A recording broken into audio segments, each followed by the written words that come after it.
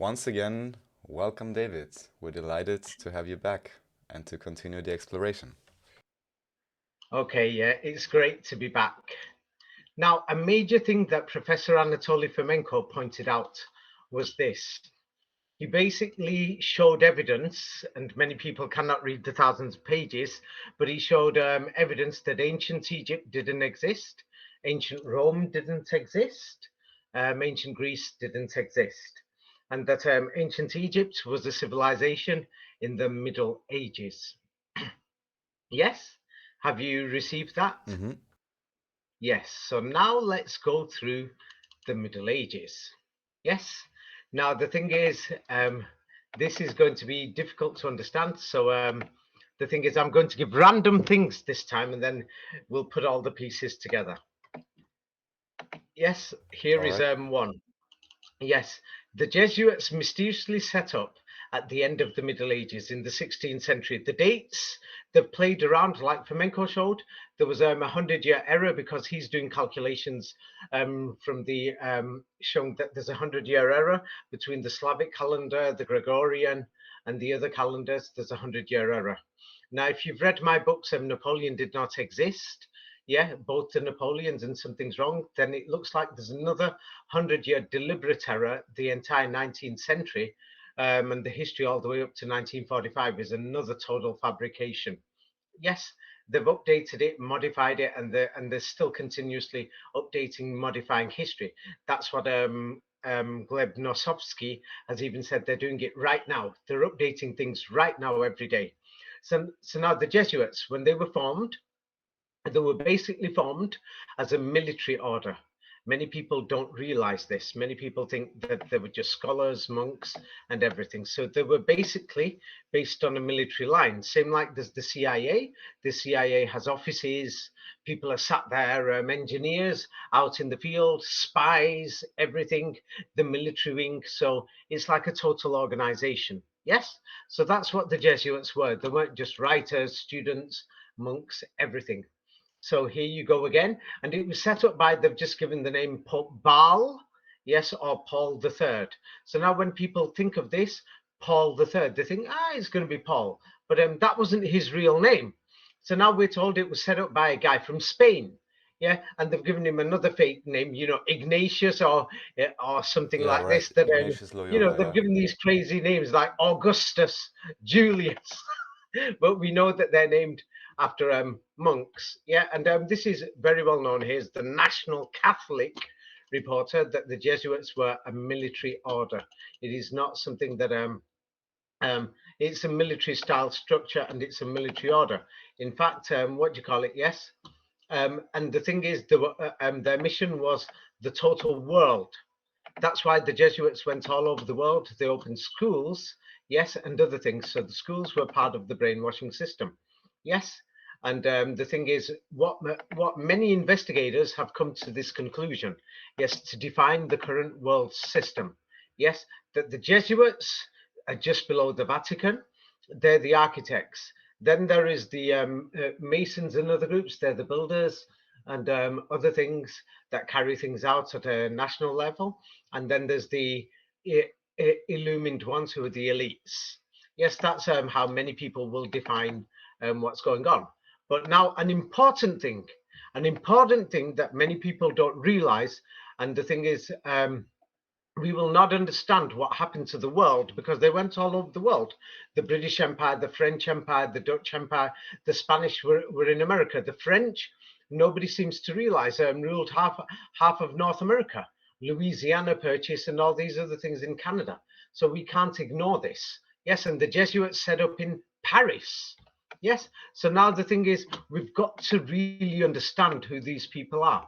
Yes. And the thing is, they were set up, their mission was the Muslims. Now, this doesn't make sense when they're going to Japan, the US and the Canada, Brazil, Mexico. So many people, somebody's put a comment on saying, hey, David doesn't mention the rest of the world and he's Eurocentric. Now, the thing is, we are not going to understand the world without understanding Europe, because it's these European colonial empires that had something to do with what's gone on in the world. So now the thing is, here it is, from Catholic papers that it's too hard to hide.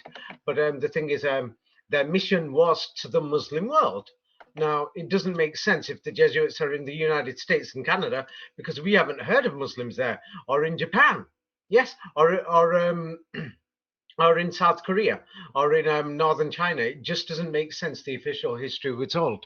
Yeah, and then we made a video before about Japan, showing that strangely it's got a Muslim culture, but we can't seem to find the Quran. So it means that there must have been a time when the Quran wasn't being memorized. And why did it start being memorized? Like in the last video, we pointed out the total invention of a language called Classical Arabic for the people who are known as the Arabs today. Yes. Yeah. Yeah. So now let's have a look at this. Yes. So the Jesuit order, yes, specifically set up, yeah, History Channel, and they made plans, everything. Yeah, of course they're going to turn around and give a nice history, poverty, chastity, all these things. But the basic thing was conversion of Muslims. Now the thing is, many people they set up in Paris, and then when we look at Paris, we basically find that Paris has been totally wiped out in the 17th century, 18th century, and there's millions, and the Jesuits, the cross, the Vatican. Then we've got something that we can't find, the 19th century. So this must be in the 18th century or something to do with that. And we find the Franco-Prussian War. They call it the Franco-Prussian War. It means a war between the German people, or the barbarians, and France. And this is what we see is the result of Paris. Yeah, for example, it's basically blown up. Yeah, and no inhabitants. The people have gone or they've disappeared, and we've just got millions of skulls and bones that don't look that old. Yeah, so it's basically trashed. The entire city has been trashed. Like the thing is, there's some total war going on, and it's not just, yeah. And then the thing is, they have, of course, photoshopped, modified pictures. Here is near what do you call it, L'Arc de Triomphe and everything. We can basically see it's a total joke. Yeah, let's have a look at other districts. People can pause, go back and have a look. And what we can see is that something serious happened, and the type of weapons that they present to us for that time doesn't make sense. Everybody's pointed this out, but nobody is going to seriously think, what the hell are these people there called the Jesuits? They formed in Paris, yeah, in the 16th century. And then there's a 100-year error that Flamenco points out, yeah, in his calendar. So this could be the 17th century. And then there's another 100 years that I found something that doesn't make sense. Of course, I don't know everything. So I hope people can figure this out and maybe somebody can fill me in on this. But what we're looking at is when we're saying that the reconstructions, the wooden planks, everything, France seems to look like it's dead. When we're looking at pictures of all over the place. Oh, this isn't Paris. I think this is Bordeaux or Toulouse. I've forgotten. So this is in the south of France. It's not just Paris. These pictures that look a bit more colored here are Bordeaux and Toulouse. So we can see something is going on in Europe. And then they're telling us it looks like a repeat in history of what they showed in the Middle Ages. Yeah, that the thing is the wiping out the Cathars and everything else, the Knights Templar. But it might be not a repeat in history, but the same events, and they've just fabricated it. And again, here we go again. Here's Paris, a clearer picture. And I've forgotten which city this is. Yeah, let me just send you this. Here is one that's not clear, but basically France has been trashed. It's Strasbourg. Yes. And the thing is, we can basically, so it's not Bordeaux or Toulouse. I think the other one's Bordeaux, Toulouse. But basically, the message is France has been trashed. So, and just to be clear, in official timeline, this Franco-Prussian War is known as the War of 1870. So this would have to be. And the thing is, sometime to be honest, we don't know when it happened. We don't even know the dates of these pictures. Like the two men in the photograph of Strasbourg, it looks like they've been photoshopped and added on. Yeah, and the thing is, let me just send you, because there's too much information. That's why I'm talking fast. You'd have noticed, because I'm trying to get the message through. Yeah, because here's the Jesuits they've set up in Paris. Now the thing is, and their mission is, yes, to convert Muslims. Yes, and the thing is, Paris has just been trashed.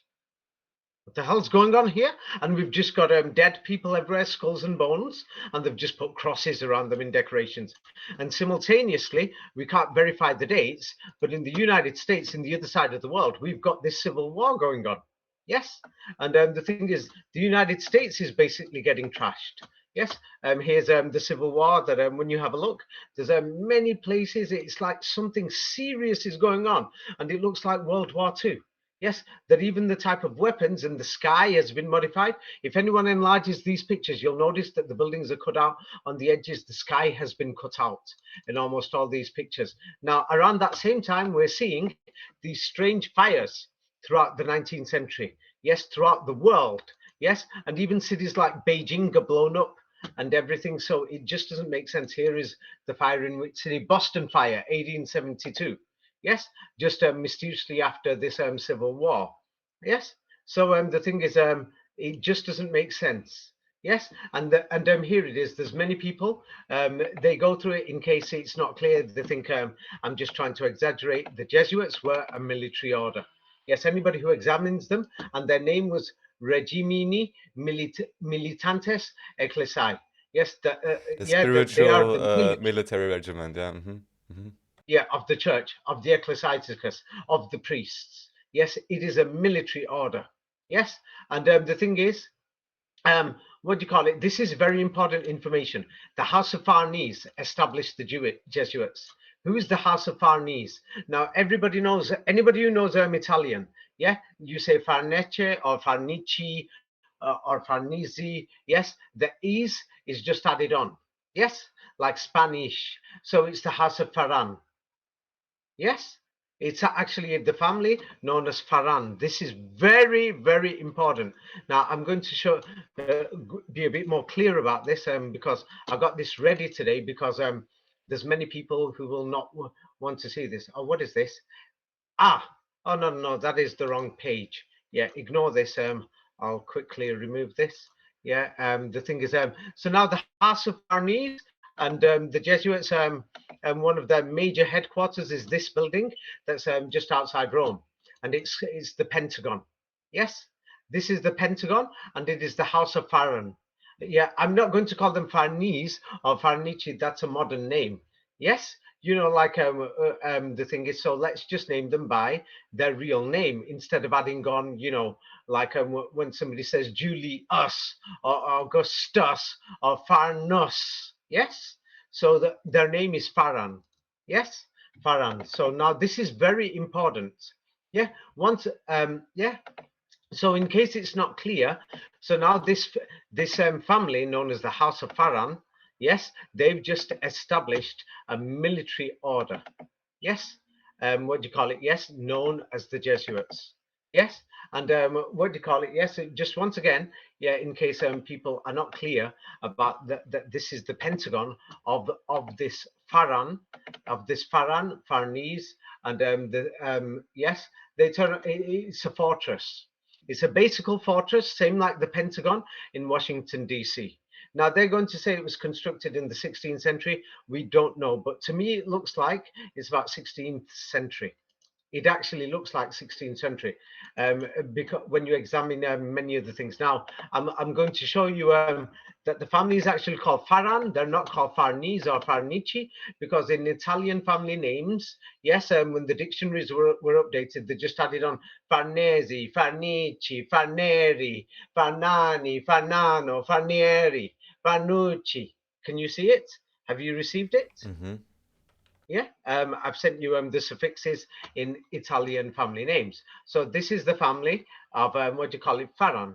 Yes, and here in everybody knows this. There's Italians going on blogs putting it. You can see it in Quora everywhere else. So now the thing is, who was this family of Farhan? Now this family of Farhan, they were not an ordinary family. Yes, they were a family of military commanders. Yes, that they got famous in Venice and Firenze. Now, what is important, what many people don't know, is that we use the word Florence. Yes, we use the word Florence. Yes, yes. Do you know Yes, Florence? yes, yes. Yeah, but it's actually not Florence. And if you're in Italy, then you're actually going to pronounce its real name, and its real name is Firenze. Firenze. Yeah, Firenze. And then you've got Firenze and Venezia.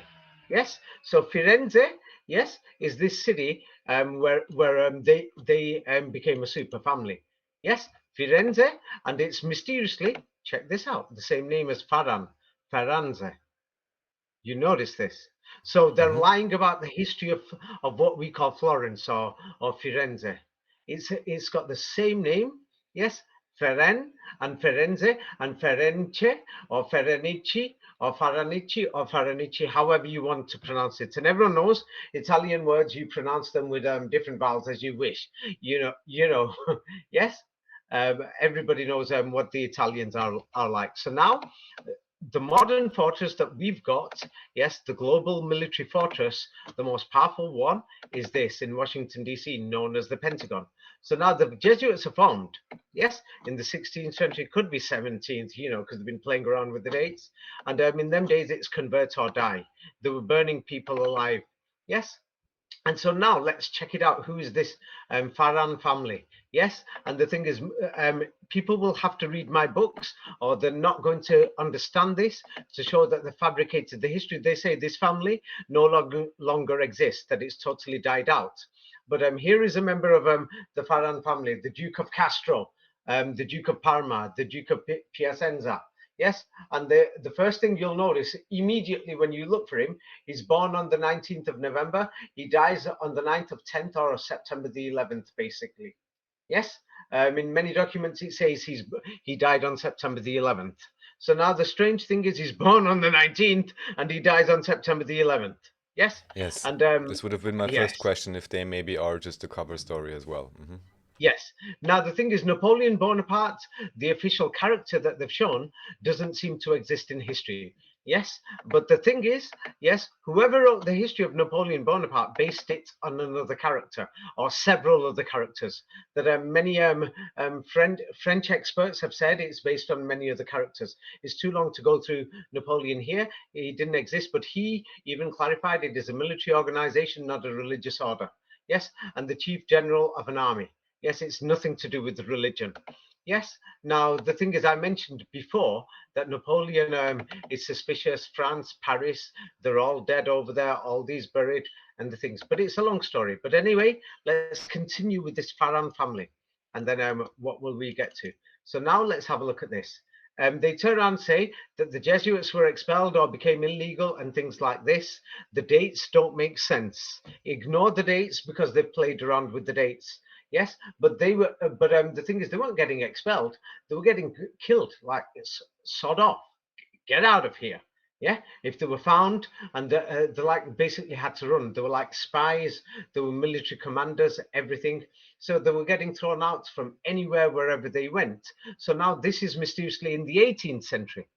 Yes. So the thing is, the dates. The thing is, the way that they're portraying history doesn't match. So now the thing is, we are told that the Pope set up the Jesuits in the 16th century. Another history that doesn't match, yes, is that in the 16th century, the population of Rome was about 20,000, but in them days, people did farming. We're talking, many farms and everything. So in the walled city, it will look like what, in my book, Jerusalem doesn't exist.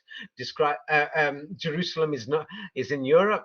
Sorry, it does exist, but it's in Europe. It shows that the main city of Rome only had about 10,000 people, and they will try and say, but 1,000 years before here, yeah, it was a city with millions of people.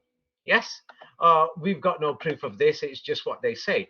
Yeah. So other researchers turn around and say if you include other further suburbs, yes, it could have been up to 25,000 Rome. But the thing is, inside the walled city or whatever, it was about 10,000 people. Yes, and in case somebody says, I'm just saying it's not me. The thing is, the facts, they can't make their minds up. All these data are just estimates. Estimates, 10,000, 15,000. They're trying to push it up to 25,000, but they know no one's going to believe it because it just doesn't match. So now the thing is, the Pope mysteriously turns up in Rome and they become powerful with the Jesuits in France. And what we find in Rome? we find these, what do you call it, all these strange things, the Capuchin crypts and all these other skulls and bones everywhere throughout Italy, in fact, yes. And check this out. Now, this is very important, or otherwise people won't realize what is going on. Yes. So the thing is now, this Farhan family, yes, they're building mysteriously after this war in France, yes, in the 1870s, yes, mysteriously becomes the French embassy, and it becomes the French school and their institute and library for the French. Now I'm going to show you what's going on. Farnese, Farnese, Faranici, French. This family took over the land that was known as Gaul, and it became France. Yes, let me just show you. Yes, Gaul was the old name of France, and it mysteriously became France. But nobody is checking these things. The Jesuits set up. There were just a few people that were set up as spies. They were hiding. Yes. So the thing is, now that they've taken over France, it mysteriously, it's got the same name as the masters, Pharaonic. You see? So the thing is, now if anybody tries to look for the origin of the name France, you're not going to find it. It doesn't exist. You can't find this history. Yeah, it says maybe it came from there, or maybe it's a variant of this, or maybe it came from here. Oh, come on. Yeah. So they're putting ideas in your head that they can turn and say, maybe it came from, the Spanish Inquisition. Maybe it came from, the Middle Ages. Maybe it came from the Frank barbarians. The full name Frank comes from the Faranca. Yeah, it's just a scam. Yes, it's got something to do with this Fran family. So now the thing is, what many people don't realize is that if you check the Middle Ages, yes, just before the Jesuits were set up, yeah, the two biggest religious orders of the Catholic Church, yeah, is the Jesuits, and the other one is called the Franciscans. Oh, Excuse me, uh-huh, Ferran again. uh-huh. Yes, and their brotherhood, they're the brothers of the Fra. Who is this Fran? Are you beginning to see what I'm getting at? Yes. So now the thing is, let's go through a bit more of the family. Yes, and the thing is, here you'll find their monuments throughout the world, and they've got these strange names. What do you call it? The Farhan Arch or Farnese Arch, built by Alessandro. Yes, Farnese. All these names and everything, they've been fabricated to actually hide the history. Yeah, because another thing, you look for this family history, they'll say they died out by the 18th century or something. There's no more descendants. Nobody's left. You can't find them. Yes. Yeah. So now the thing is, what do you call it? Yeah. I'm not sure why I've got this, but I had it ready. But the thing is, these people, they had palaces, everything. But anyway, this family, the Farhan. Yes, you could see they spell it differently. Fran. You can see, yes, Farnese Palace. Yeah. So that's probably why I had that last one. Yes. The last one, yes, I had it because they keep changing the spelling. You see, because eventually they're going to modify it. Yes. So is this family called Fran or Farhan or Farhan? So it's actually the same word. It's just pronunciation. You know how Italians pronounce things. Yes. So now, who is this family? Yes. And let's check who this family is.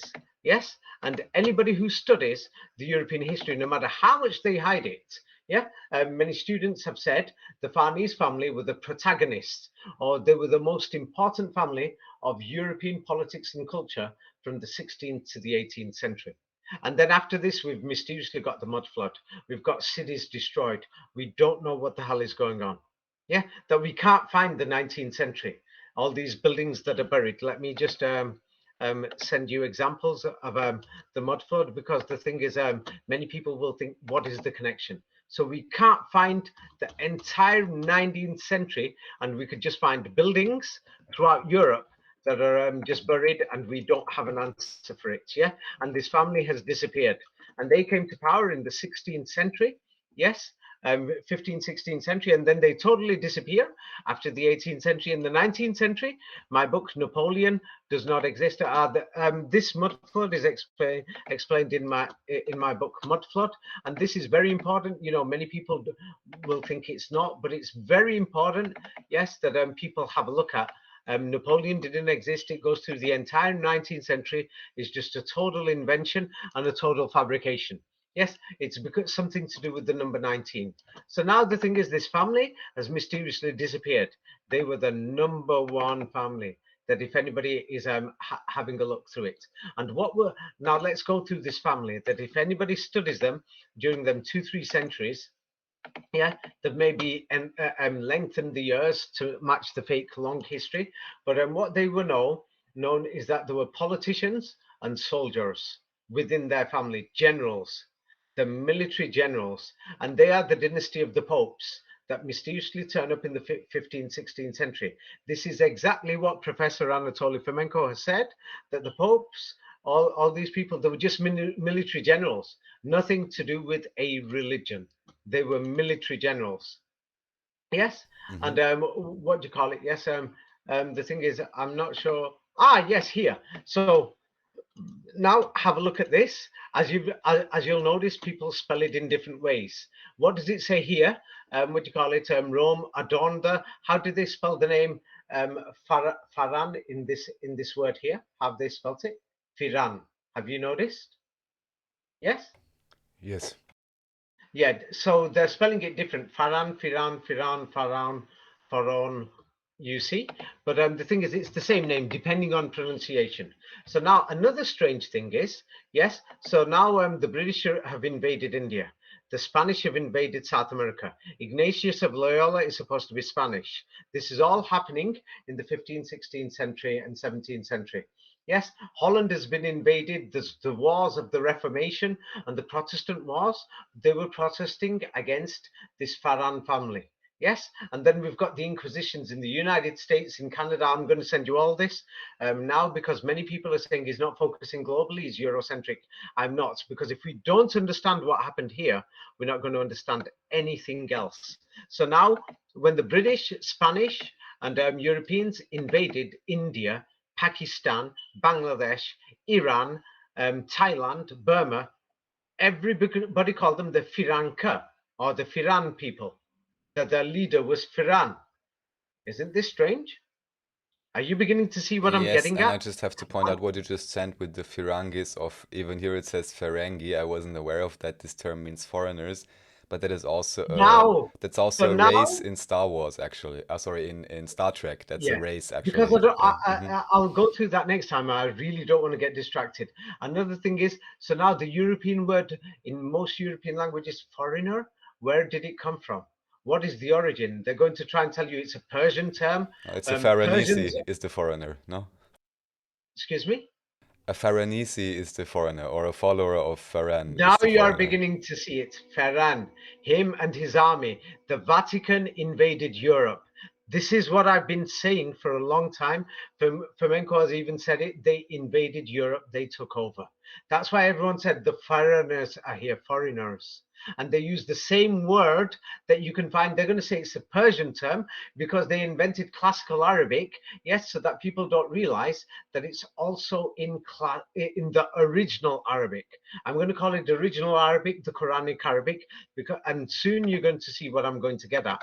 Yes, is because last time we mentioned what happened in the Middle East. So now the thing is, let's just have a look at English is the Germanic language, and this is what they're going to tell you is the origin of this word.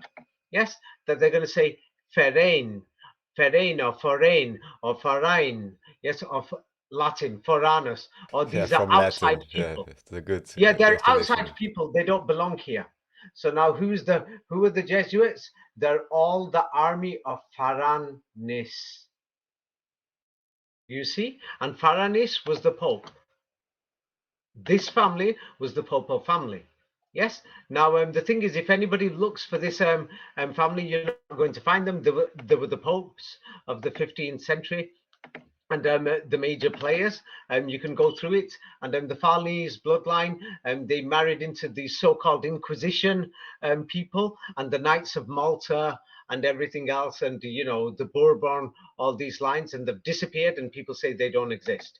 Many people have tried to find them, but they can't find it. And many people say that this is one of the what do you call it? Yes, what people would classify as the ruling family bloodlines, the 12 or 13 ruling families. Yes, probably the leader family. Many people have turned around and said this, but they can't figure it out. The reason why they can't figure it out is in Europe, they deleted the history. Yes, and they've modified it. So here you can see many people have written books about this, but they can't get to the bottom of it because they say this family has disappeared. So now let's go to who was working for this family. All these classical artists, Renaissance artists, such as Michelangelo. Yes, this is very important. Michelangelo, he was, you know, he was involved in many things with their properties. Now, Michelangelo did the famous statue, yes, of the horns on Moses's head. Yes, and the thing is, he did that statue, and he is working for who? The same family that is called the Pharaoh. They're working for this family, Pharaoh, and now so the thing is, and the thing is, many people are saying that what do you call it? The thing is, the Bible said that Moses came with horns, but it's clear that this family, this Vatican family, they inserted this meaning, and then their artists drew the horns. So now let's have a look at this. Is where Arabic comes into it, and the Quran, because the Quran says something strange. Yeah, it turned around and says that the name of the man who actually opposed Pharaoh, his actual name or title, something like this, was actually Pharaoh or Pharaoh or Firaun. Can you see it? There's different spellings, different pronunciation. Pharaoh, Pharaoh, Pharaoh, same name. It's the same name. And this is where we get the name title, Pharaoh. You see Pharaoh. Are you beginning to see? Yes, and that's why they brought the Bible was written in Egyptian Koine Greek.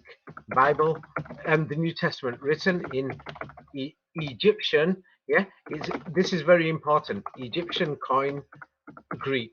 It came from Egypt. Yes, and the thing is, the New Testament, the entire New Testament. Yes, it was written in this Greek that's in Egypt. Yes, that's in Egypt. Let me just show you. The thing is, I'll have to go through this next time to explain more about this Koine language. Oh God, it's pissing me off. I pressed the wrong button. Yeah, it's because I don't want anyone to think I'm making this up, because they're going to tell you this is Greek. So everybody imagines ancient Greece, but the truth is, it is not Greek at all. It came from Egypt. Yes, it came from the land, what people would classify as the Pharaohs. Yes, the Bible written in Koine Greek. Yeah, Alexandria, the New Testament, yeah, which was the common language of basically, they will say, what do you call it? It was spoken in Greece, but there's no evidence of this. What do you call it? I'm just looking for it. Yeah, Koine Greek, Alexandria. Many people hear the name Alexandria and they imagine, what do you call it? Yes, that what do you call it? Greece. No, Alexandria is Iskandaria in the Middle East. It is an Arabic name in the Middle East. The language of the Bible. The Bible is written by these people in the Middle East, the Arabians. Koine Greek. Yes, Mister. So now this is the land of the pharaohs. You see, it's not. It's just a fake title they gave Greek, so that nobody is going to question it. They'll say, "Ah, Greek, Hellenistic. Ah, it's European." That's just bullshit history. It came from the heart of the land of the pharaohs, Egypt. So now another strange thing the Quran says, but now there's many people who are trying to hide this. Yes, they turn around and say, what do you call it? Pharaoh's body was saved. Yes, but many European scholars have turned around and said the Quran actually says when Pharaoh drowned, after drowning had overtaken him, after he drowned, he turned around and said, I believe in God. Yes, the God of the children of Israel, or something like this, or the God of Moses. And then after this, Pharaoh was saved. So now many people will say he was saved in the body or something, but this is actually, I didn't mention it last time. Yeah. Pharaoh did not drown is mentioned in the Mishnah or the Talmud. I forgot. Yeah. He was saved. He drowned, but then, the story of God, yes, lifted him up, is in the Mishnah. I think in the Jewish Mishnah, or it's in the Talmud. Some say, yeah. It's in the Jewish Apocrypha or somewhere. I'm not sure what this Apocrypha means, but I thought it was in the Mishnah or the Talmud or somewhere, or in other. It's in some rabbinical writings anyway. Yes. So this means that many of these rabbinical writings are from Germany and Poland and Russia. Yes, from the 18th to 19th century. So the thing is, this is very important. Yeah. So the thing is, it is not just the Quran. And now the Quran, many people seem, if anybody thinks I'm trying to say, whoa, the Quran is a super book. No, the Quran is not saying anything new. It's trying to say this is actual history. And if you go out there, if this history is true, you'll find it. This does not mean that the Quran is like some super book. It means, yeah, this history is true. And the Quran also mentions it. And yeah. That's all it is. So now let's go through Pope Baal or Pope Paul III. And what do we find? Pope Paul III, they've just given him some fake name, but he is actually, yes, the, what do you call it, the military commander, Alessandro Farnese. And notice his name is named after Alexandria, Alexander. Mm-hmm. Yes, and he is credited with the fighting the Reformation or Protestants, or repeating history of the Middle Ages of fighting Germanica and the barbarians and fighting the Holy Roman Empire and the Crusades against Germanica and the Holy Roman Empire. And notice who he is. His name is not Paul. They've put this there so that you don't realize. His name is Faran, or as the Quran will say, Firaun. And the Quran mysteriously says this Firan, God saved him. Now, I'm not saying it's the same person. I'm saying the name is mysteriously the same. Yes? Mm-hmm. Now the thing is, this is very important because the thing is, now mysteriously, what happened immediately after this guy became Pope, and Rome didn't exist, and now they've seized Rome. By the way, I forgot. I think it's his son, invaded Rome and took over. It's a small village. We mysteriously have the wars of the Reformation, Protestant revolts, Knights revolt, German peasants revolt throughout Europe. 80 Years' War, French wars of religion, 30 Years' War. It's a total disaster. It's like hell. It's like the apocalypse. Like Fomenko turned around and says that some type of apocalypse or something was going on in the 15th, 16th century. Yes, Fomenko does give a reconstruction. And notice when he gives a reconstruction, he never says it's final, and he puts question marks there, but he does show that the history is a lie. This is very important. Yeah, I try not to provide any reconstructions because the thing is, I leave it for people to know. So now, at the same time, this is an example. Now, this is very important. So now, what happened during this period of this Pharaoh, yes, of this Pope Pharaoh, if the Muslims want to say it, how they pronounce it, Pharaoh or Firaun or Pharaoh or Ferengi or Foreign, while these people were there, yeah, they're going to say 80,000 people were burnt alive just by the witch trials. Then there's other things. People are just getting burnt. We've got skulls and bones in churches mysteriously turning up around this time. What the hell is going on? Who is this Pharaoh? He's burning people alive. Yeah. And then what do you call it? Yes, let's go global now. Yes. So now at the same time, the Jesuits are in Mexico. They're burning thousands of people alive. They're burning them. Yeah. What the hell is going on here? When I say Jesuits, I mean the Jesuits, their armies, the rest of them. They're doing this throughout the world. The Philippines is invaded everywhere. So now Ignatius of Loyola, he was from Spain. So now the strange thing is, many people don't check this. The Spanish Inquisition, they always say Spanish because they don't want you to realize Ignatius and the Jesuits, he was Spanish. That's all. So the Inquisition was in North America and Canada, United States, Mexico, Argentina, Brazil. It was everywhere. This Inquisition, yes, of these people going around burning people alive and doing whatever they want, rape, murder, torture, it was global. Yeah, this is a global war. So now I'm not being Eurocentric. We are not going to understand the history of the world until we can figure out what happened in Europe. Yes, yeah. So now, mysteriously around this time, we have something that's going on: the drinking of blood. Now, this is people will have to read my book, Skull and Bones, to totally understand this. Because another thing is, many of these manuals from the Renaissance and other books of descriptions of what's going on. They turn around and say, hey, that they used to burn people, and then these people, the rich, the wealthy, and whoever, was there. My book, Skulls and Bones, shows it, that they pierced these people on the side of their body while they're being burnt alive, and the blood poured out, and they used to collect it and just drink it. Yeah, and then the body was cooked, and then God knows they ate the bodies and things like this. It was called food, but they're going to say this was called medical cannibalism. It's a scam. It's food. They were eating people as well. Yeah. So the thing is, this is, many people have written entire research books on this. Yeah. I'm not sure if this is a good book or not, but there's many books. You'll find them.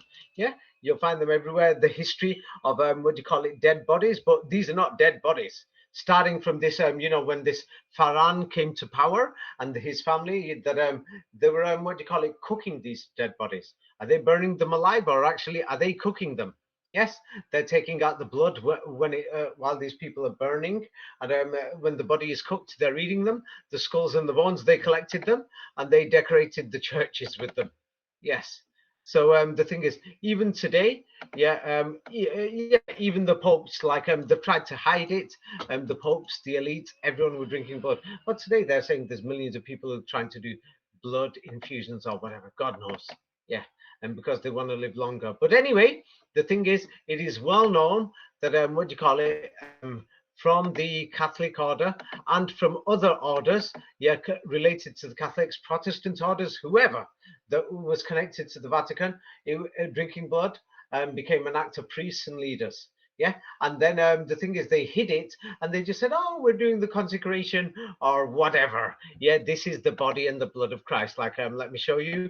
Instead, to hide it, and because many people haven't forgotten, because people remember, so they've just said, "No, we're just remembering it's the Holy Communion, it's the blood of Christ." No, the reality is they were burning people alive. They were drinking blood, man. Bloodsuckers. That's what they were doing. So now another thing is, yeah, so the Jesuits were in America. They dropped, when some of them grew old or they lost things, they were fighting people. They always had these rings. Yeah, here's an example. You'll find them in many sites across America, and you'll notice that they always had French writing, not Latin writing. They were connected to the French. Yeah, and they found large numbers of them, not just in America, but we're talking, India, China, everywhere. Now, notice the marking on that ring. Now, if anybody goes through that ring, you'll notice that it clearly is Latin numerals 911.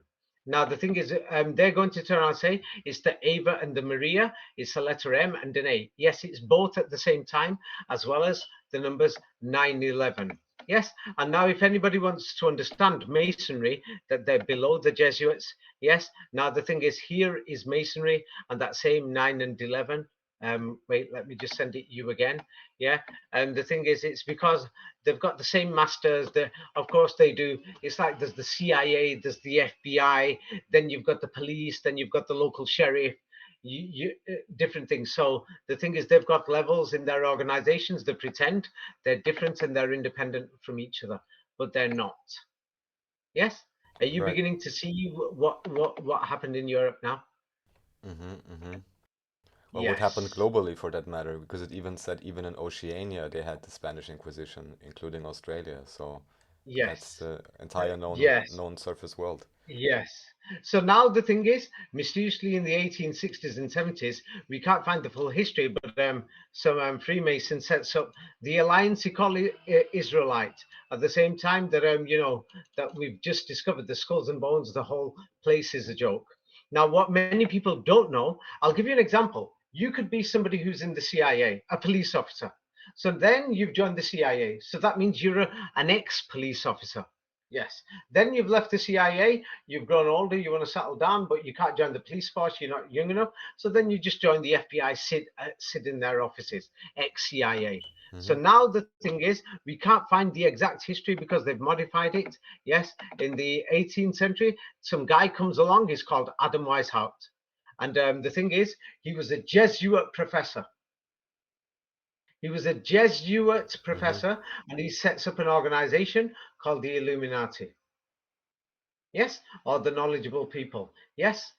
So the thing is, once many people don't realize this, a Jesuit professor trained by the Jesuits, like if you're trained by the CIA, you're trained by the CIA. And I think this is even official that Adam Weishaupt was using many of the ideas from the Jesuits for the Illuminati, if they actually exist in the way described. The way people talk, I'm going to tell you now, like how you've just said it, everyone's going to think he's using ideas. No. It's like if you're in the FBI and you're using their ideas in the CIA. No, it's just a job. People don't get it. These people had jobs. It's a job. They were doing something. Yes. And because he was a Jesuit, once again, let's go through the Jesuit constitution. Their job is to eliminate Islam and Muslims. This is their goal. So now, if Adam Weishaupt is a Jesuit professor, and he set up a new organization. Yes, a Masonic organization called the Illuminati, which was clearly a Masonic organization, but then they tried to give it titles that nobody's going to understand anyway. A quasi this or a semi-autonomous Masonic. Yeah, you know, it's just garbage. The thing is, he's a Jesuit. Yes, he's just got a new job. Yeah, it's like I've given you a new assignment. You're in the CIA. I want you to set up a new organization. Make up a new branch office. Yeah. Yes, that's it. So the thing is, let's use modern terms. So now the thing is, they've done it. So now Freemasonry, notice, yeah, it's called Free or Pharaoh, machinery, the machinery of Pharaoh. Are you beginning to see? Really? Okay. Yes. I just There's know more things. In French they say franc-maçonnerie, so that's already close to French, and then we would already be at Farnese. Yes, franc-maçonnerie they say in French. Yeah? Yes. So they've just invented it and said the word free now, so that people think it's free. They can't figure it out. It's because the thing is, in England and America, Canada, and other places, people realized that the word was Pharaoh Masonry. So then they just said, it's Freemasonry, you know, to keep you thinking, baffled. Yes. But once you connect all the dots together, that they're called, you know, Pharaoniscans, Ferengi, they're foreigners. They don't belong in Europe. They invaded Europe. Yes. So now the thing is, so here the thing is, if anybody wants to check, yes, he was training people. That's how he was a professor for the Jesuits. That's how he could set up the Illuminati, a branch of Masonry, because he was a professor. He was an expert. Yes, Adam Weishaupt, yes, in the Illuminati. But is your working hypothesis now that Weishaupt was a real individual, or we don't know? Now, let me explain to you. You know, many of these individuals, now the thing is, they've changed many of the names. Some of them they've kept because if there's too much evidence, you'll keep the names. Then the thing is, you'll try to modify the stories, like, was William Shakespeare gay? We've just found new evidence, this and that, etc. Or we've just found out William Shakespeare's original name was like this. There's documentary evidence, things like this, to confuse people. You see? Yes, so that's what they do. So now we know somebody set up the Illuminati, this Masonic organization, but let's not ignore the major fact. He's a Jesuit professor, and he's trained with the objective to eliminate Islam. So what does that tell you about Masonry now and Freemasonry and the Illuminati? Well, at least it explains why they would have such great interest in creating all the modern Islam sects and so on to completely destroy the heritage of whatever it may have been back then. Yeah, and another major thing is, because Masonry is global, yes, everybody thinks this, that, everything. But the more you look at it, the amount of Jesuit involvement in the foundation of Masonry and everything else, then it turns around and shows you that their number one opposition and enemy must be this Islam or Muslims, original Islam, Mm-hmm. whatever it was. So this is why. This is another reason why, because I can't do this myself, and I can't. I've not managed to figure everything out. So that's why many people, after they read my books, I advise them read the Quran if you make any breakthroughs. So this time next year, there's about 1,000 people just on my Facebook. I'm going to ask them and get together their opinions. It'll take me Great. probably another year. Mm-hmm. Yeah, so that then I can figure out what any things that I might have missed. Yes, or anything, because they are going to have an independent mind, not from this modern Islamic background. Yeah, because I mentioned last time, yeah, there's about 1,000 people. I noticed somebody commented. I said, "Oh, David's done a good job. He's brought people towards the Quran." I'm not doing this because of religion. I'm doing this because one, I want to get to the bottom of history, as well as another one that I'm hoping that it will make a better world. Yeah, Mm. I'm focusing on history now. This is my objective. Yeah. Well, anyway, let's move on to this Pharaoh family, or this Pharaoh family. So now, what do you call it? Yes. Let's go through these Jesuit churches. This is their major headquarters, and this is a video. People will find it on YouTube. This has been made by a Christian evangelical organization. Yes, and they're going to turn around and say the mother of the Church of Jesuits, and the name outside is the Pharaoh family. Yes, and as you've noticed, they've added on the Latin or the Greek Mm-hmm. Esius, Farnese. So the truth is, this is the Pharaoh family. Pharaoh family, or whoever. Yes, and it's a bloodline that anybody who studies these Illuminati or these top family, 10, 12, 13, 14, 15 families, they're going to find this family is somewhere at the top of it. Yes, and so now this is a Christian video, so of course they add Christian propaganda. But what they don't realize is that the same family, Pharaoh, that is linked to Pharaoh, or Pharaoh of Egypt, according to the Quran. Yes, and they're distributing these New Testaments about Jesus Christ's life in this Egyptian language. Yeah, the Bible is not in Greek. The New Testament, that is just a fabrication. It's a total invention. It's the language of Egypt in Alexandria. Now, let me just send this again. Egypt had coin Greek, because they use strange words, because they know that people will turn around and say that it wasn't what do you call it? Yes, it wasn't Greek. Yes, it was what do you call it? They're going to turn around and say what do you call it? Yeah, it was Ptolemy's or Ptolemy's empire. Yes, and they're going to turn around and say it was Egyptian. Yes, so this is why in the New Testament they're going to turn around and say there were Aramaic words, Mm-hmm. excuse me, Aramaic, but this is in Egypt, by the way. They're writing these Gospels. Why can't you just say there were Arabic words? Yeah, of course, there is a difference in these dialect things and the invention of modern classical standard Arabic. Yes, but the thing is, that's another long story I mentioned in the previous video. Yeah, so Yes, I'm not and going to just because divert. I'm interested myself to come back to this, can you briefly explain now why Moses has horns? Uh, Because I don't think we got to that yet. because of the Vulgate Bible. Yes, don't worry. It's in the Vulgate Bible, and the Vatican inserted the translation that this word means horns on your head. Yes, for the translation of this one here, and they translated it in all the European languages, saying that this word Quran in the Bible actually means horns. Yes, Yeah, but Moses. why would the Farnese, if I understood it correctly, why would they give Moses horns? What is the reasoning behind this? The devil. Simple. Yes, Okay. yes. You see, that's one, the devil. And another thing is to connect Moses with the Vikings and all these barbarians having all these horns on their head. But You know, the what was Germanic so but what was the Farnese issue with Moses? Just because he's a Pharaoh. symbol of the This opposition? story is in the Quran. This story is in the Quran.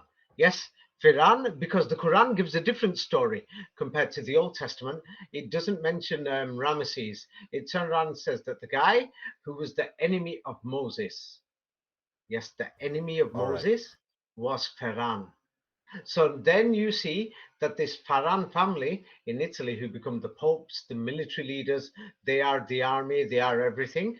What they do is that their enemy, which is Moses, they've turned around and basically said is the devil has got horns on his head, or they are the opposition. Mm-hmm. Yes, and that's why they started killing all these people that they've given the title today's history books, Jews or anybody who believed in one God. Yes, so the thing is, this does not mean the modern followers of Judaism, because there's different types, and then or the modern followers of Islam, because the Bible we mentioned in other videos, people will have to read my books or to show that in the Old Testament, it basically goes through after the first 5 books, it goes through the history of the Middle Ages and the Renaissance. It was still being updated in the 18th, 19th century, and all this information that Muhammad is mentioned multiple times, and the wars that happened in Europe of these Mohammedans or these Mohammedan Huns. It's in the book Jerusalem is in Europe. It will be too long to divert here. Yeah, unfortunately. Yeah. So let's go back. So now here is what do you call it? One of probably the most major church of the Farhan family and the Jesuits in Italy, and it's got their name right outside. So now this is a Christian video. Notice it's an evangelical one. This is very important. Yeah, because many people are, because many Christians turn around and say, these are the black popes, they're the devils, they're the bad ones. But we should follow this Greek coin New Testament official gospel, Matthew, Mark, Luke, and John. But what they don't realize is that that came from Egypt too. Yes, and Uh-huh. his name is Alessandro Farhan, named after Alexandria, named after the city as well. Yeah. So now here once again, I'm not sure why I prepared this, but what's it for? Ah, yes, the Jesuit order was created to counterattack the Protestant. So now, according to these Christian evangelicals and Christianity, yes, Protestants, they're going to say it was created to fight the Protestants. There is no existence of these Protestants in Europe or Germany or anywhere. They Mm-hmm. destroyed them, they wiped them out, they burnt them, they burnt all their books, inquisitions and other things. Yeah, and today history books have said that they were Protestant Christians. There was a protest there. So now, as we go inside this main Jesuit church in Italy, you will notice that there is the symbol here, yes, of the triangle with the one eye. Yes, Mm-hmm. their main church, the Vatican Church, one of their major churches, some people will say it's number 2 or 3, you'll find that there's the pyramid with the eye. And then you will notice that there's a big mega statue in this building of the Virgin Mary. Yes, and the way it's decorated. Now, people are not going. Now, the thing is, the Quran also makes another serious claim. It actually claims, it says this, it makes a claim, and historians have lied and said, oh, it was probably a bunch of farmers or Bedouins in the Arabian desert. The Quran says that the Trinity, yes, at the time the Quran came, it says the official Trinity was the Father, Mother, and the Son. Yes, and this is explained in my book Matrix Codes, and this is why we will see, yes, in many of these Renaissance books from the Vatican, yes, that they match Horus and the Egyptian Trinity, or Horus or Chorist, yes, or yes, and the original Trinity was actually Father, Mother, and Son, and they must have changed it sometime in the 18th, 19th century and updated it. Well, anyway, this video, this is the same video, evangelical Christian video, and then they point out as well, it forms the number 911. So they're showing all these things, and people are going to think, wow, this is something. But then their final message on the closing moments is going to say, hey, stay away from these 911, and the true gospel is in this New Testament, Matthew, Mark, Luke, and John, the same Koine Greek Gospels, Mm-hmm. which are not Greek at all, but they're Egyptians, the same one that Farhan and the boys, the same people that they're saying, hey, beware of these people, but they gave us these books. Accept their books Right. So much as the for true gospel. obfuscation and controlled opposition, having a honeypot for each group, prepared. Yes, that is evangelical Christianity, and that is Protestantism. They've invented it. So now let's go a bit further now. So the thing is, they've buried Paris. They've taken over France. They've even named it after this family, Farnese, Francia, Spanish. Yes. So now the thing is, you'll soon start to understand these meanings of who was fighting Christ. The Pharisees. The Pharisees, yes, was acting like Pharaoh. And then if we remove the Greek C's, Pharaoh, Pharaon. So the Quran says Pharaon survived. This is very important. Pharaoh Mm-hmm. survived. Yes, that he drowned first. Not like many Muslims, they try to justify it and then it becomes a contradiction. In one place it says he drowned, and then they say no, no, no, God, he was going to drown, but then we saved him. No, it clearly says he drowned, and then he basically said, "I testify and accept this God. I testify that there is no God or something except this or something." Yes, like the Muslim Declaration of Faith, which many modern Muslims, known as Quranists, saying you don't need to say it, but there is a clear example here of Pharaoh declaring it. Yeah, and this is where the name Pharisees came from. So it looks like it's the same group.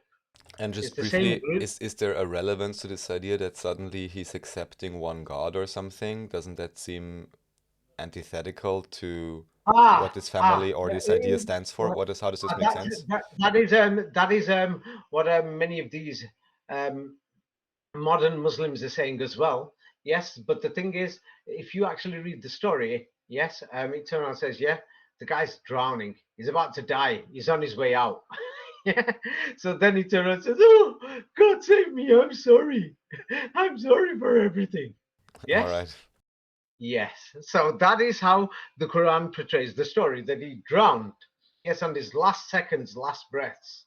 Yeah, he So it's not killed Pharaoh. necessarily a true declaration of conviction, but more like an act of desperation. But Yes, still, I'm not sure he what. was saved somehow.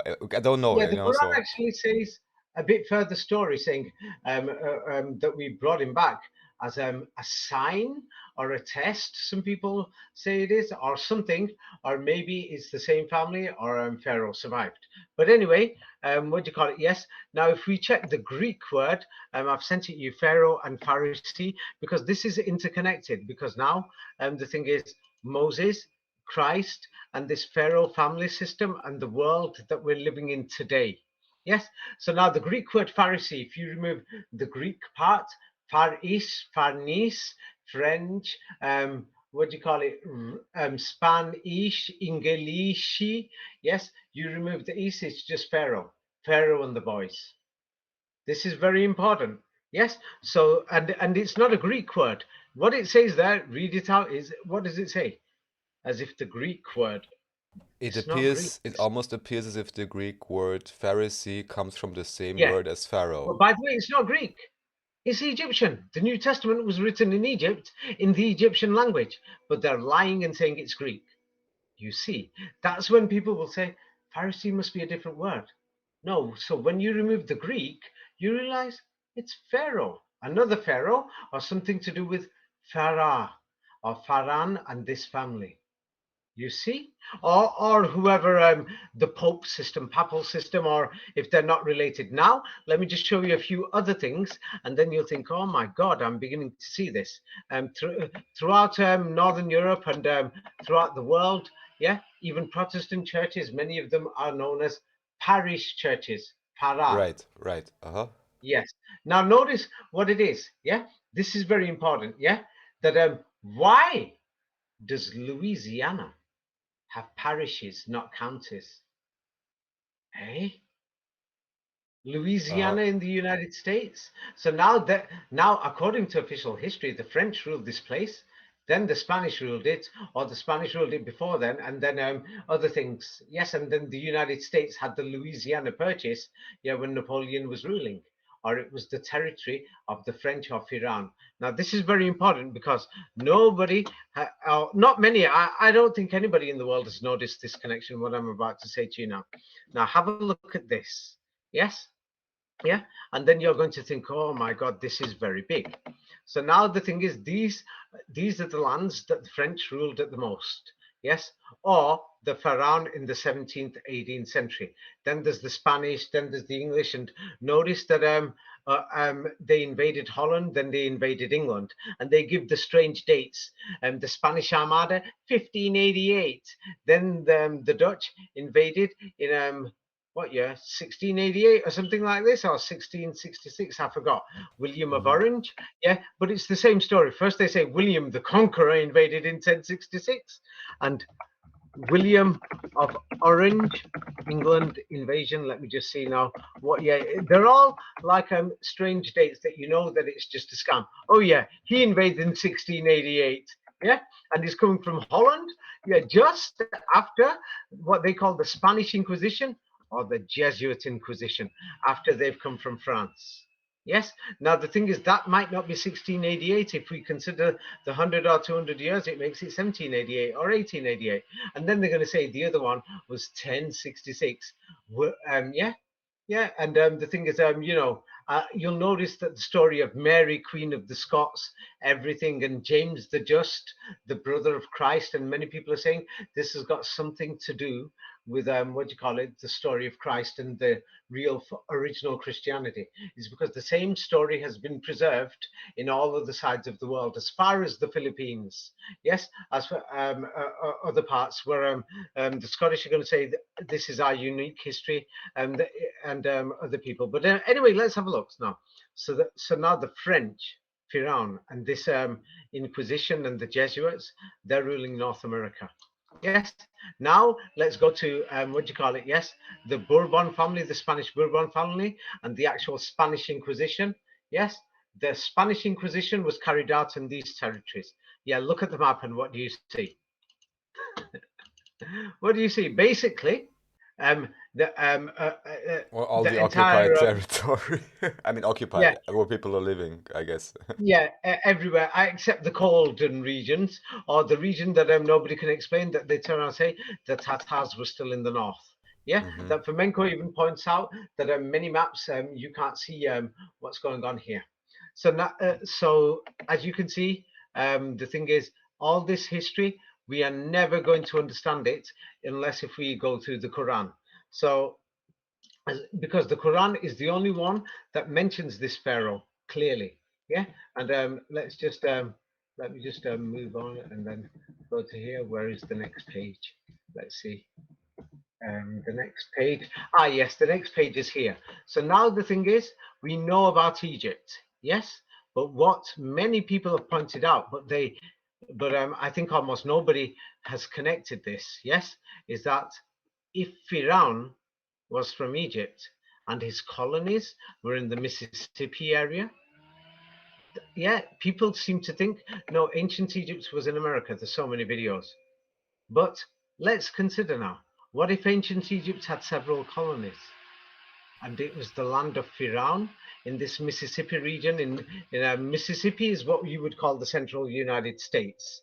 Yeah, as the French map. So everybody is saying this, and they're saying, no, this is the real land of the pharaohs. Yeah, and there's people in the other side who are saying, no, no, no, it's over here in Egypt. And many people have noticed that, what do you call it? Let me send this. And many people have noticed that this is what they've noticed. Yes, the state capital, the Egyptian princess or whatever, Mississippi's capital, and there's many things is connected to Egypt. Yeah, and in fact, many places and everything are named after Egypt, or the same names, maybe. And many people are saying that it wasn't named after Egypt. They're lying. It was always named this place. Yes, and that this place was Egypt. Yeah, that they're saying in what do you call it, in the United States, in the French regions, you've got Memphis. In Tennessee, you've got Cairo. Yeah. That's definitely suspicious. I noticed this a long time ago. Yeah. Yes. So now the thing is, yes. So are you beginning to see now that the Pharaoh or Pharaoh or France and these people, they ruled this place, as well as they came from Egypt over there. They've just been expelled in the 15th, 16th centuries after the invasion of Sultan Mehmet. And to know this, it's too long to say this story here. This is people will have to check through my book. Which book? This is in my book, The Last Crusade. Yeah, Mm-hmm. to know that why would Pharaoh or Pharaoh or the latest Pharaoh or whoever he is, why is he going to invade Europe, and why did he come to the so-called alleged Greek colonies? They were called Greek colonies in southern Italy, but when you go there, Mm-hmm. mysteriously everywhere, you're going to find Arabic writing, but you're not going to find modern Arabic. You're going to find old Arabic. So now let's go on and on. And what many now, if you're going to look at the British Empire, or yes, and if you're going to look at English-speaking languages, what you're going to notice is this. Yes. Now this will explain to you what is actually going on in what do you call it when I turn around and say that they had colonies. Yes, this could be a possible thing. This needs to be investigated further, by the way. Yes, Mm-hmm. same like the British were in Australia, but they were also in Canada. They were also in America. They're also in England. So in the same way, couldn't it be possible that this Pharaoh, they were in America, they were in Egypt, and they invaded Europe? They they were in several places. This is a global civilization. That's why Fomenko pointed out it was a global civilization, call it the children of Israel, fighting Pharaoh and his people. Yes, Mm-hmm. the children of Israel. Yeah, and many people today call this Tartaria. Yeah, you Mm-hmm. see, so people will say I'm focusing on Europe, but we are not going to understand, because how can we understand what happened in Canada and the Inquisitions if we can't figure out Europe? It's obviously How all can we understand? interconnected. Yes, of course. Mm-hmm. Yes. So the thing is, and how many videos am I going to do? So now the thing is, the Quran mentions this story of Pharaoh. So now the thing is, an important thing is, yes. So okay, Raphael. So there's a global war going on. So now all these colonial empires, they mysteriously come out of nowhere, and nobody seems to understand why they've come. And the thing is, we see the invasion of Eastern Europe by the Napoleonic forces, and a land called Prussia mysteriously turns up, and Germany becomes half empty. Many people start running towards Scandinavia, Denmark to the north and to the east. Yeah, because something is going on in France, and in Western Europe, we've got all these skulls and bones, and the mysteriously in all the churches. Yes, yeah, Yeah. yeah. So now the thing is, what we know about history is the thing is around the time they came, the global language of communication, yes, is from the Arabic Quran, and the Arabic Quran has got about 400 words. This does not mean this was the only language, and 500 words is not a language. Yes, it's like the basics that people could communicate with all around the world. Because I noticed somebody said a comment saying, "Hey, there's other languages, blah blah blah." Yes, there is. Yes. So Flamenco points out the thing is people were speaking Arabic in Germany side by side. In Russia, many people spoke Arabic, and it was the only language that was used with verses of the Quran, not just in Russia, in Eastern Europe, and they put it on weapons. Now, even all the way up to World War One, people can find it even on eBay. Let me just show you an example. Um, so it's Arabic sale, even on eBay or Amazon or wherever, yeah, that you'll find that European swords are for sale from just before World War One, and they've mysteriously got Arabic writing on, and people have even made videos of these things. What do you call it? Arabic swords, um, even in Napoleonic wars or World War One, you'll find them that it just doesn't make sense. Why do they have what do you call it, Arabic writing on, and they're in Northern Europe, and they're all fighting against this France? Yes, that all we know is that for Napoleon the First and the Third, basically the entire world was fighting this Ferran or Farnese or France. Yes, and you'll find it. People have made videos on it saying, "Hey, my grandfather left these things," and the thing is, even in America, there's a video, and the swords look just amazing. What do you call it? And nobody can figure out why there's Arabic writing on the sword. Yeah, and Mm-hmm. the thing is, there's many of these things online. Arabic writing sword, World War One. Yeah, World War One, Franco-Prussian War, and the thing is, what do you call it? The thing is, nobody can understand. I'm trying to find it. And they're going to turn around and say they were Turkish swords, or they came from Egypt, or they came from Persia. You know, all these strange things. Flamenco even pointed out, saying, no, they were actually Germanic swords, and they've got Arabic writing on. You know, words of the Quran, because something is, you know, these swords, you're going to fight. God knows if you're going to live or die. So the thing is that. Now, the thing is, many people who study Arabic today, even though many people will try to deny it, and somebody put a comment saying, oh, these Arab governments, they don't teach us Arabic. Yeah, that's why many of us don't learn it. They're not teaching it properly. No, you should know it anyway if it's your native language. Yeah, many people in Vietnam don't even go to school, but they know Vietnamese.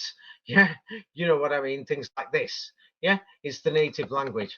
Yeah, so there's all these dialects, and people are saying Arabic's a waste of time. You know, the standard Arabic that's based on classical Arabic. And the thing is, the language was totally, entirely invented in the 19th century. I'm just going to go through this very shortly. That historians will say it's not been spoken for 1,000 years. The same 1,000 years that doesn't make sense. Rome died in the 5th century, and then it came back in the 15th, 16th century after this Farhan family turn up. Yes, but Istanbul was mysteriously called Rome for centuries. Yeah, and the thing is, many people who study this, what do you call it? Yes, this standard Arabic have found that it's not the native language of the native tongue of all these Arab countries. That they're speaking something else, something different. Yeah, and the thing is, how do they understand each other? This classical Arabic, which is a fake language, actually helps. Now, the thing is that if we let's go through Egypt, which has got about 100 million people in that region who follow their Quran. Yes, and the thing is, I'll make this short, but it's more easier in the last video.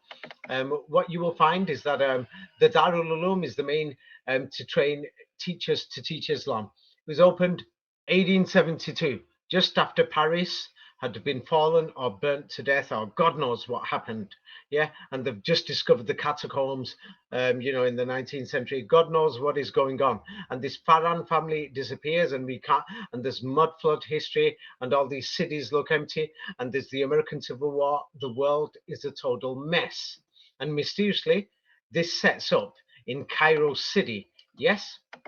Yeah, so this sets up there, and the thing is, they're training everybody so that they become religious teachers, civil servants, etc., everything else. Yeah, and where did these students go for the teacher training? Yeah, and everything mysteriously to teach religion or Islam in Egypt. These religious schools, yeah, half of the teachers, yeah, went to France, which doesn't make sense, and the rest of them went to other places in Europe or the land of Faran. Yes, and Paris became the new Jerusalem at the time. Notice Paris is also Farish, Faran, Parish, Pharisees. Yes, notice this. Yeah, and the thing, just briefly to mention, in German at least, or even in Italian, PH can be substituted for F. that's so a much, fact. yeah. Yes, yeah. That's why I'll mention Farsi and Persia next time, because everybody says this Farhan family is connected to Farsi and Persia or Persia.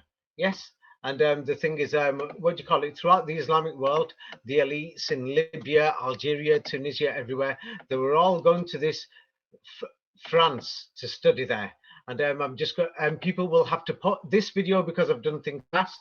You're going to have to pause and read through everything. I don't want anybody saying, "Hey, we don't have the evidence before us." Yes. So the thing is, all these people from the Islamic world are now going to go study in Europe, especially to the land that mysteriously changed from Gaul and it became Faran, or the land of Firan, or Faran-ish, like Spanish. And if we have a look in the 1870s, mysteriously after this destruction of whoever originally ruled Paris, yes, or the New Jerusalem, yeah, they were all European teachers. Yes, that the schools, yeah, Egypt schools, most of them were run and staffed by Europeans. Yes, and they're doing all kinds of projects, modifying the history, modifying monuments, inventing museums, putting books there, Islamic history books, what they call hadith or something, yes, and everything, totally inventing everything. It's throughout the entire Islamic world that these British and French empires are doing. Yes, and at the same time, many people don't know that the British Empire documents, most of them were done in Farang language or foreign language, that this is foreign. It didn't belong to Europe. Yes, that these people, Firan, foreign, Ferengi, and the thing is, they invented classical Arabic. Yes, because they couldn't find it. They're saying it's dead. Yes, and then the thing is, these people, they say these students that the Europeans trained. Yes, what do you call it? Yes, and they put new words there so that it will be for science, for social words and everything else. You know, basically, it's a total new language they invented, and they're saying this is original classical Arabic or the global Arabic that was spoken before. Mm-hmm. But there's no evidence of this whatsoever. Yes, and all these students, yeah, and the people are these Arab nationalists. They claim they're Arab nationalists. They've all just gone to Europe. Yes, and they invented la langue moderne, the modern language of whatever. Yes, and it was like European. It was same like the Firan literature or Faran, this new France that's mysteriously just been set up. Yeah, that doesn't seem to exist before then.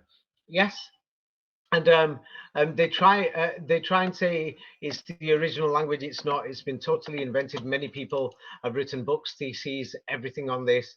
That the thing is, it's a byproduct of European colonialization of Iran.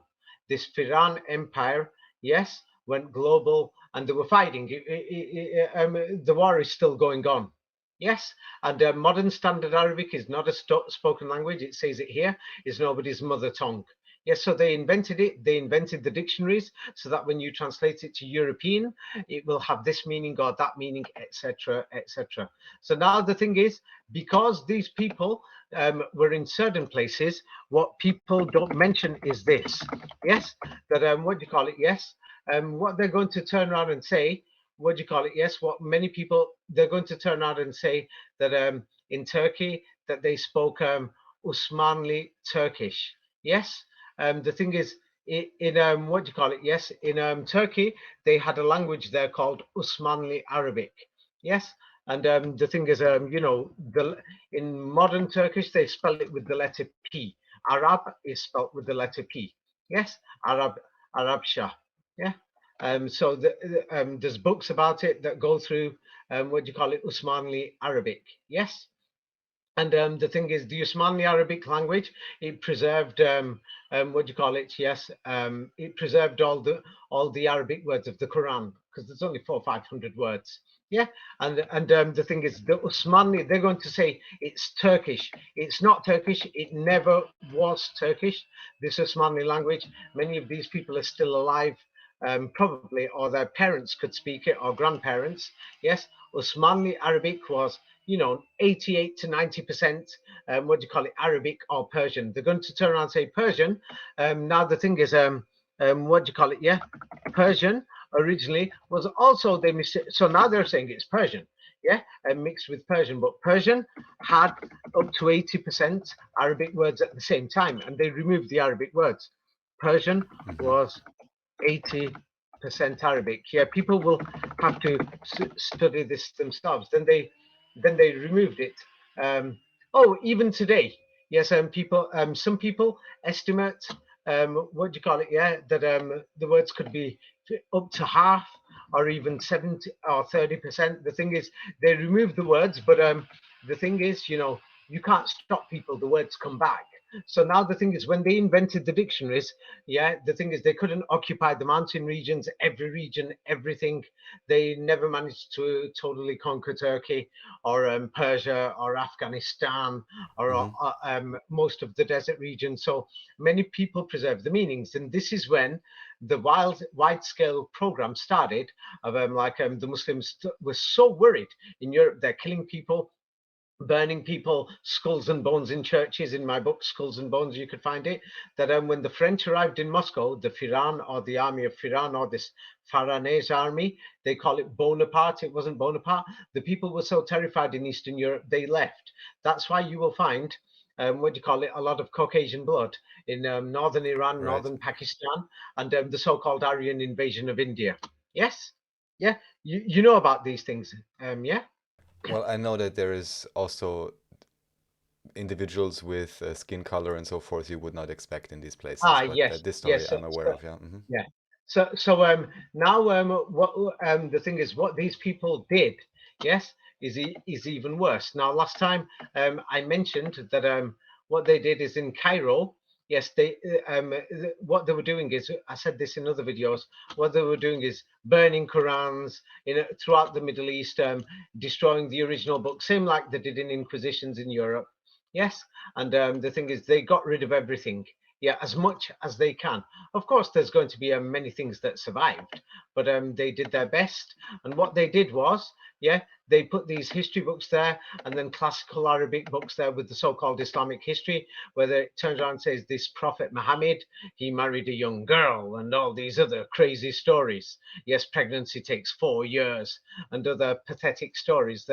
They just injected these things, and here it is. This official history, you can't hide it. Yes, that the thing is, in the 1920s, they brought their committee, and the thing is, their committee, the British and the French brought them. Yes, while they invented this thing, and pre-1924 Qurans were destroyed. I've sent you 2 pages. You can pause for the first page, then go to the next. And the committee had their Jesuits or Masons or whoever. Yes, so this is what they did over there. Now, the Cairo Quran, what people will find, yes, is that it's not exactly there, but many people are trying to declare that what do you call it? Yes, that there is a Quran code based on the number 19. Yes, Right, in we this mentioned this Quran once. manuscript. Yeah, only in this manuscript that's in Cairo. Yes, and that Egypt today, and the surrounding area that's within its immediate vicinity, about 100 million people, immediate access to this Quran. So this Quran code is there, but these people, they modified the spelling, everything. They organized the spelling, they organized the chapters, the verse numbers, everything. They did everything.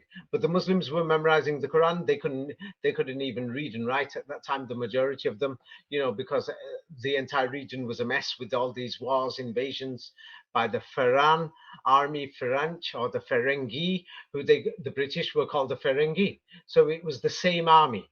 Yes, the Dutch were called the Ferengi. Yeah, so the Spanish were called the Ferengi. Yeah, so it's the same people, the army of Ferran. Yes.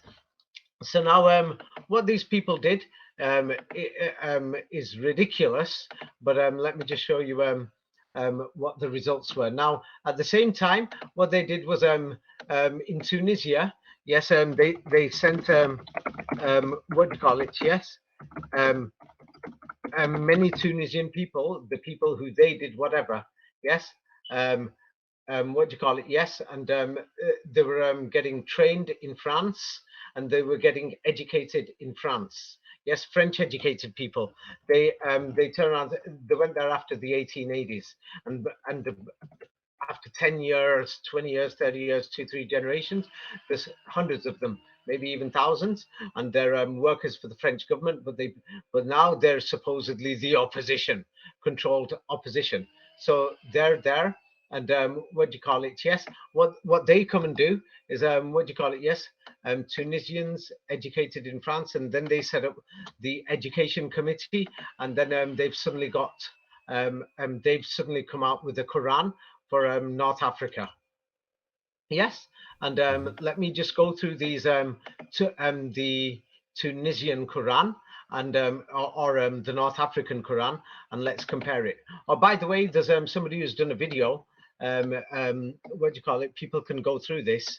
Yes, she goes through it in detail. That the titles there, CIA documents, the destruction of original Muslim Christians in Europe, and she goes through that in 1917 there were officially 7,000 mosques and Islamic schools and everything. And then just in Western Europe, Western Europe is classified as from Moscow all the way to Poland at that time. Don't forget, Russia ruled Ukraine, and so this so-called Bolsheviks and everything, the history, they're the same people run by the Vatican. They were destroying these mosques, but these mosques were also original churches. Yes, and Fomenko points out that these churches or mosques, they had the Quran side by side with the original Bibles, whatever they were. So these people came, they smashed heads, separated men, women, children. But for greater understanding on this, yeah, people will have to read my book, Orphan Trains. If you don't read it, it's a deep, long topic. You're not going to understand. There's no point in guessing, assuming what the so-called Russian army did. And the Russian army is dressed exactly like the French army, and they all spoke French. There is no evidence it was even a Russian army. It was clearly commanded by the French and the Yes, it was clearly commanded by the French, even the uniforms, everything. The elite in Russia spoke French, in Poland, in all these occupied places, by the army of Pharaoh or Farnese. Yes. And the thing is, that will have to be in a separate video or a separate topic, because it will need an entire book on it, because the topic is so long, because it's suspicious that all the generals, all the elite, everybody in Russia is mysteriously talking French. Yes, and they're saying that the French failed. Yes, this invasion, but it's the other way around. The people left. That's why Moscow was empty. Yes, but anyway, these two Qurans that we're looking at, the one in Egypt is called Hafs. The one in Morocco, Tunisia, Algeria, Mauritania, Chad, Mali, or basically North Africa, yeah, is known as Warsh. Yeah, I'm going to call one the Egyptian and the other one we'll just call it Tunisian, yeah, to make it easier. Yeah, so now the thing is, what do you call it? Yes, so there's these two major different ones. Yes, there's others as well. Yeah, in other places like the Osmanli Arabic Quran in Turkey, the Persian Arabic Qurans in Iran. There's many others. Yes, and the thing is, the mathematical structure cannot be found in the other ones, and it's in the Egyptian one and in the Tunisian one. So I'm going to go through this now to explain this. Yeah. Oh, by the way, so now let's have a look at the comments. Like, here is somebody who's Turkish. Yes. And here is somebody, these are just common people who are commenting. Here's somebody Turkish, students of the Quran, and they're saying they're learning modern standard Arabic. And do you know what comments they came across? And the comment they said at the bottom, they said, I think French is closer to this standard classical Arabic grammatically than Turkish is. And a Turk might struggle just as hard when learning Arabic as when learning French. This is what people say. Yes, people are saying this. It's not me. Yes. So now the thing is, it makes one wonder, where did this modern classical Arabic come from? It came from Pharaoh. Yes. So now the thing is, what do you call it? Yes. So the thing is, let's go through these. So now the Turkish Quran, Osmanli Quran, or the ones that the Turks follow. Yes, you will notice this. Yes, that it is well known that they have full stops, commas in different places, and the order of the verses is different. So the order of the verses is totally a fraud. There is no 19 code in the verses or anything. Yes, and the punctuation and the sentence structure based on how people write it is a fraud. Yes, it's actually guesswork. Yeah, the fraud I'm saying is the ones, these manuscripts that the Europeans compiled. Why I say it's a fraud? Because they did this on purpose to form into a mathematical structure. But it's up to you where you're going to put these full stops if you're writing it for yourself. Yeah, but anyway, let me just show you that the ones in Tunisia, Morocco, Algeria, the genuine Qurans, you could buy them in Saudi Arabia. Yes, here is an example. This is the standard, and then they have their standard pronunciation, etc. Yeah, because not everybody pronounce everything the same, my man. I'm telling you, I know how it is like. So now there is all these people, yeah, who are going to be screaming. yeah, who have no idea of the history and the invasions, saying, know the truth, 5,000 differences between the Tunisian Quran and the Egyptian one. Yes, a bit of an exaggeration, 5,000. Yeah, and they're making lots of videos, thousands of viewers, everything. And the thing is, many differences in the Qurans. Yeah, but now they've just pulled out manuscripts. So now, even if you go to Wikipedia, yes, Wikipedia will show you a few basic differences. Yes, a few. Like here, it will say you do or they do, and you'll notice that the words are basically the same.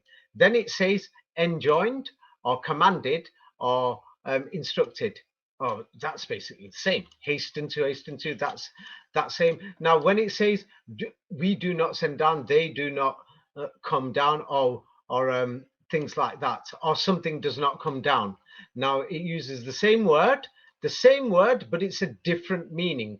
Yes, it says he said or you say, and things like this. So now And they're going also through. mighty and multitudinous, why they would relate Yeah. on some, Oh, it's a different that's the meaning same also. basically.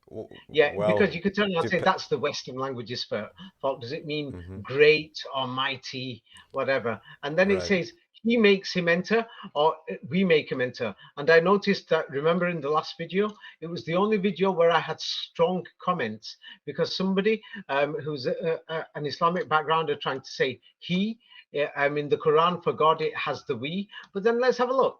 We're using the same word here, and from one it translates to he, and then to another it's a we. But the thing is, because my books are translated into 30 languages, I'll tell you what people always say to me. People always say this to me. They say, David, can we have the original English?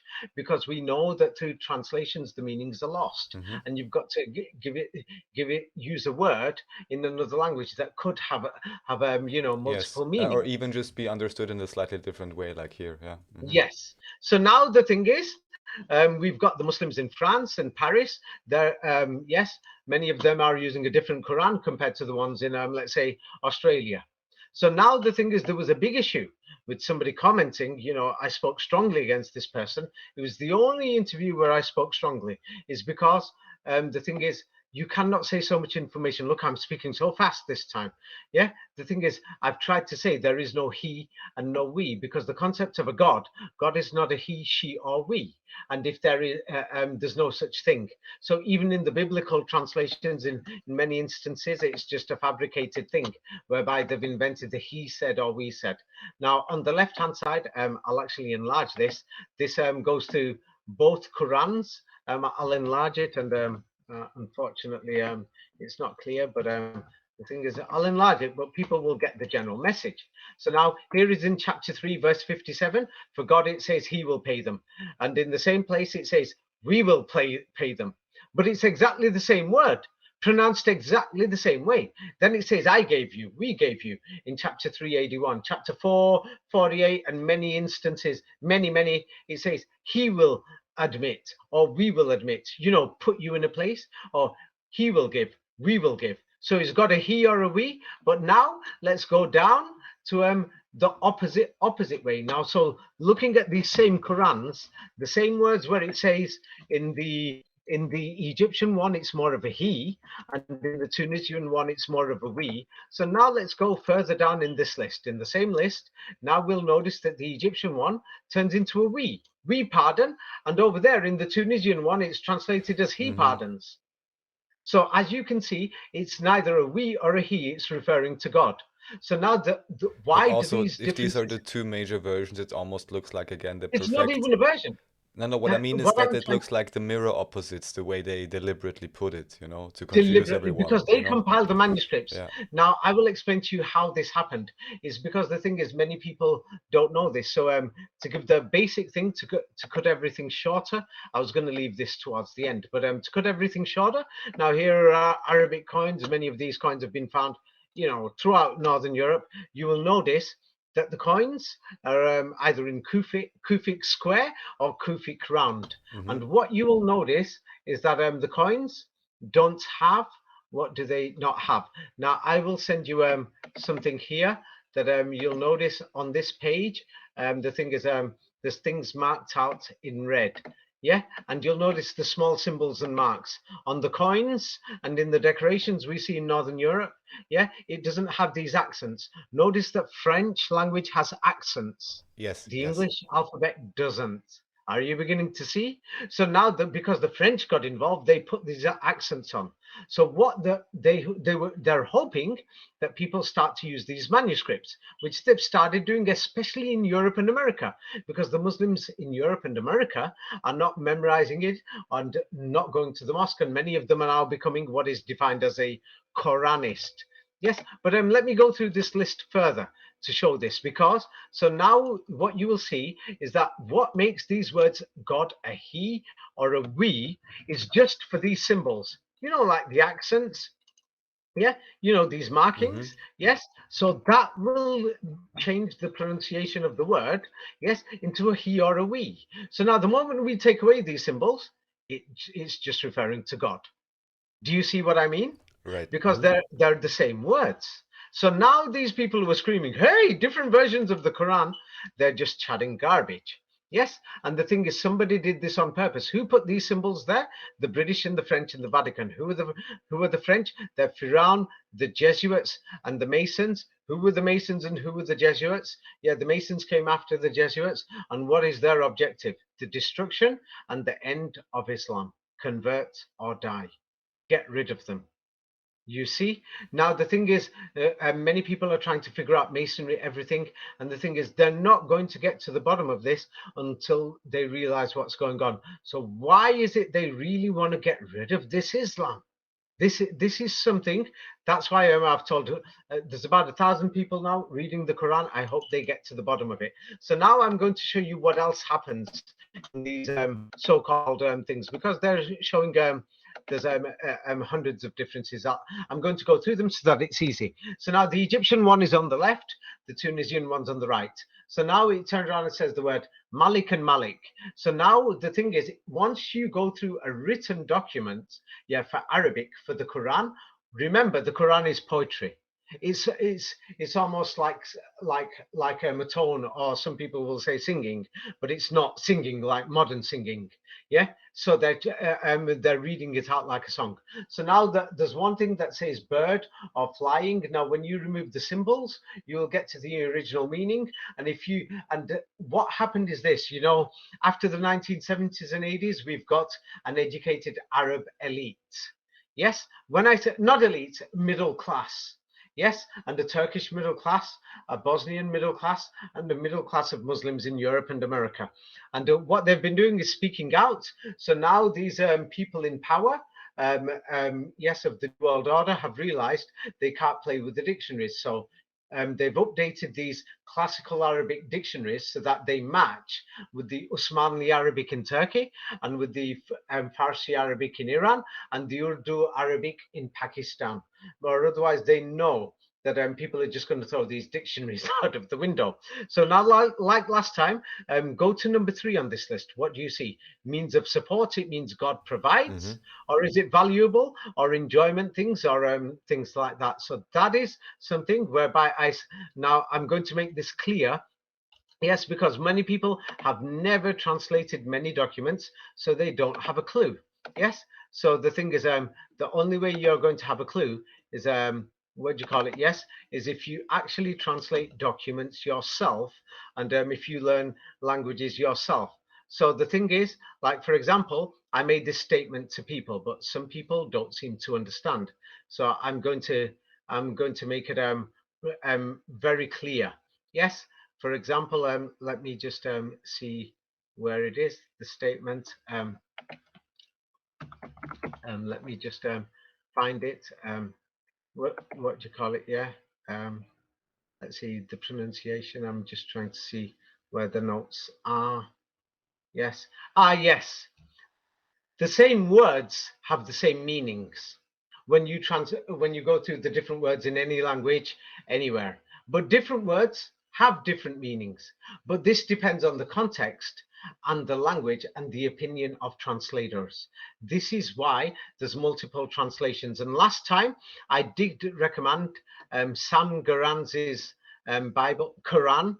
Yes, but the thing is, many people have messaged me saying, "Oh my God, David, how could you do this?"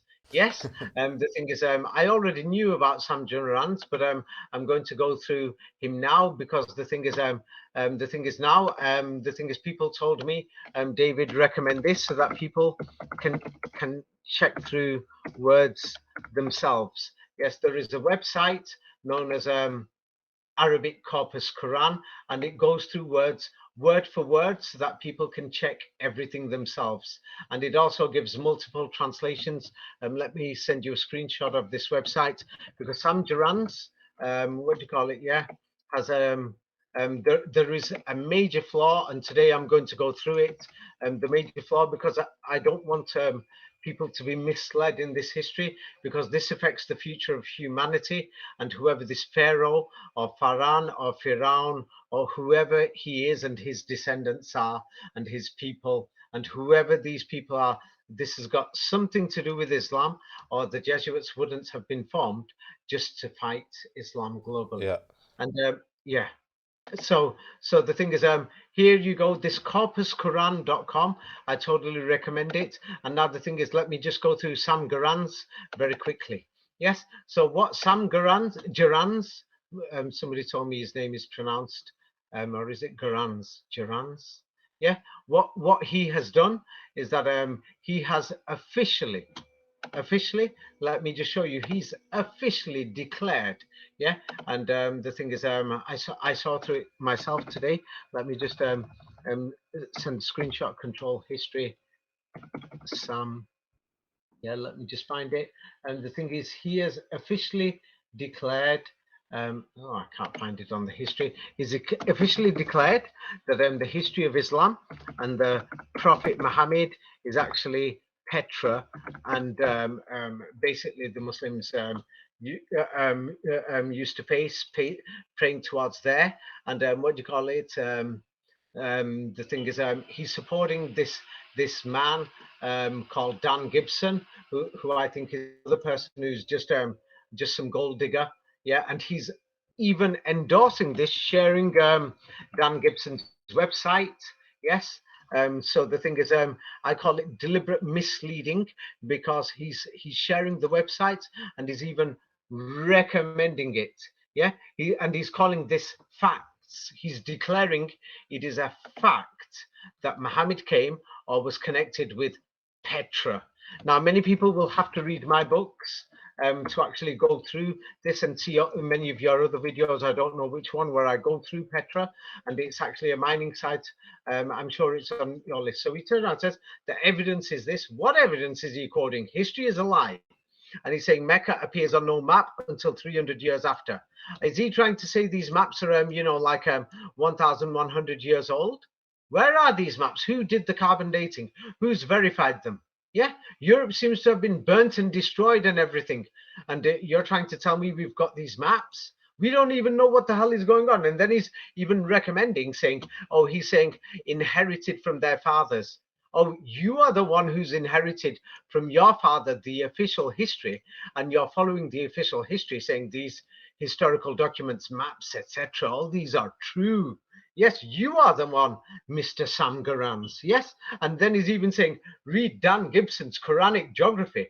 Now, this is very important because this ties down to the history of Italy, and people are trying to figure out who built these churches, who built these cathedrals, who built these European cities.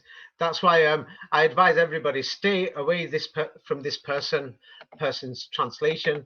Yes, there's something strange there. So now the thing is Dan Gibson, Sam Garans, who he's recommending, and he's saying this is the evidence. Yes. Now let me just show the evidence that people can go through the photographs. Yeah, the Umayyad Mosque of Damascus. Yeah, Dan Gibson claims that this one faces Petra, not Mecca. Now the Umayyad Mosque of Damascus. Let's have a look at. Oh, do you know this building in Italy? First, look at this one. Yeah, do you know this building? No, I don't think so. There's many of them in Italy, yes? Like this.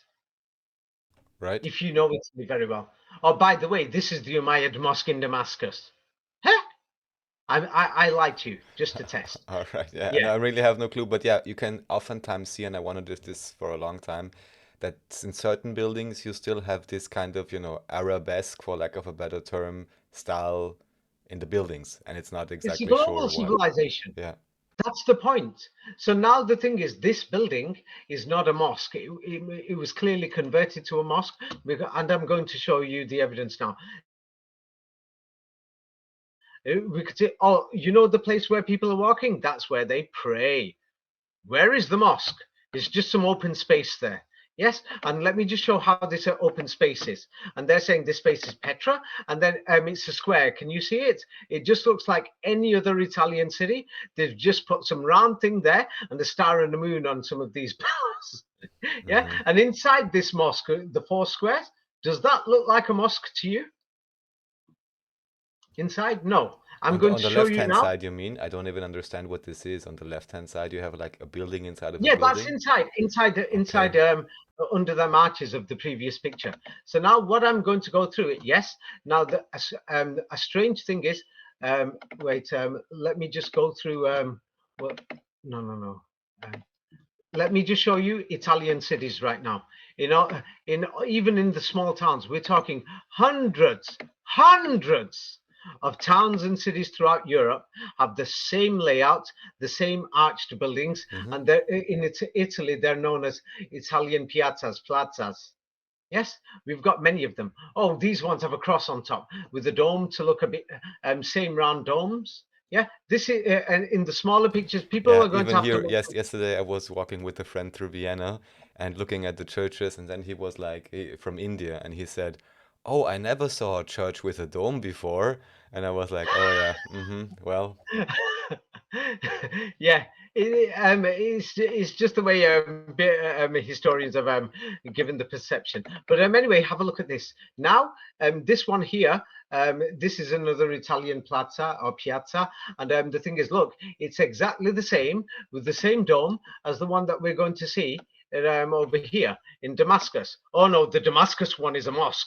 Exactly the same arches, and not just the arches. You know the pillars for the foundations from the ground floor to the first floor.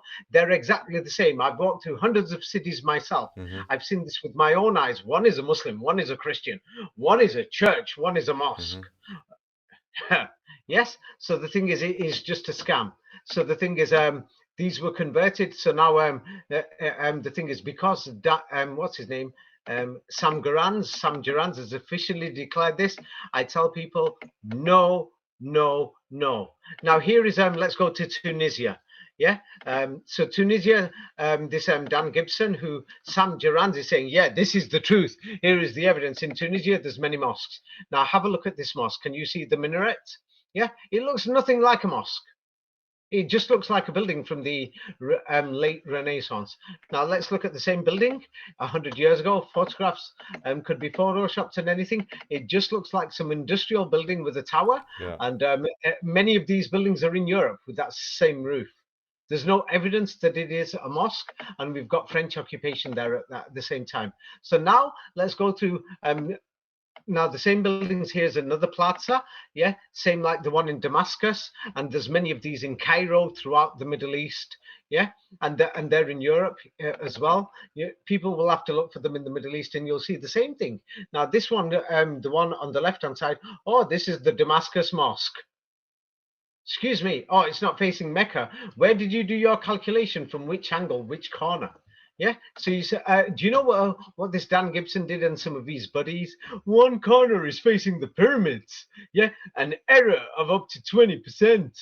One corner is facing Ethiopia, Axum, or nowhere near. Another one is facing Moscow or Paris.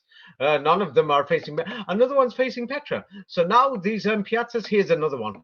Yeah, this is a small one, but this is somewhere in Tunisia. I think it's in Susa or somewhere, or Karaouin. Yes. No, not Karaouin. In Karaouin, there's another one. There's several of them. I've been to these places in Tunisia, so I've seen these for myself. So the thing is, Sam Gerrans has got nothing to stand on now because he said this. It means that he's totally misleading people, and he claims to be a Quranist only because he's realized there's a big market there, and many Muslims have totally rejected this false history. Mm-hmm. yes, of Islam and the Prophet Muhammad marrying a child and all these stories. Oh, damn, did the British put them there? Oh, yeah, so it's a bit clear. So now the thing is, these people are turning around and declaring, what is modern Islam doing? How are they praying? So now let me show you why Islam is the biggest challenge to the New World Order. Now, this is what every military does all over the world. Yes, and they basically have to beg people to join the army. The Russians and the Ukrainians are having problems. In peacetime, people join the army because there's nothing to do. Yes, you get paid. And what do? They salute. Yes, like in French, salut, ça va. Yes, they salute the flag. Now, the Muslims have a system called the salat or the prayer. Yes, and what they do is they lift their hands and they salute only to God. They are the direct military challenge to the New World Order. They're organized. They are the only nation that claims to be that the fake nation of God in Islam that was set up by these Masonic organizations and Jesuits, but they are the true challenge to the New World Order because they are organized and they're divided in their sex, nationalities, everything, but they're united on a united front. Yes, that they are saluting God and they stand together and they are like a military. Now, if somebody says they are not like a military, now the origin of this salute system, people don't know about this. And there's many Quranists who are trying to demolish this. Look how big the crowd is of those Muslims there. Yes. Now the thing is, yes, can you imagine how hard crowd control is? This is a serious topic. I'll bring it up in a minute. So now the thing is, many Muslims can still remember before Erdogan came to power 20 odd years ago or something, this is what he said. And there was a reason for it. And the Turkish electorate and Muslims all around the world knew what he meant, the older generation. He turned around and said, the mosques are our military barracks. Yes.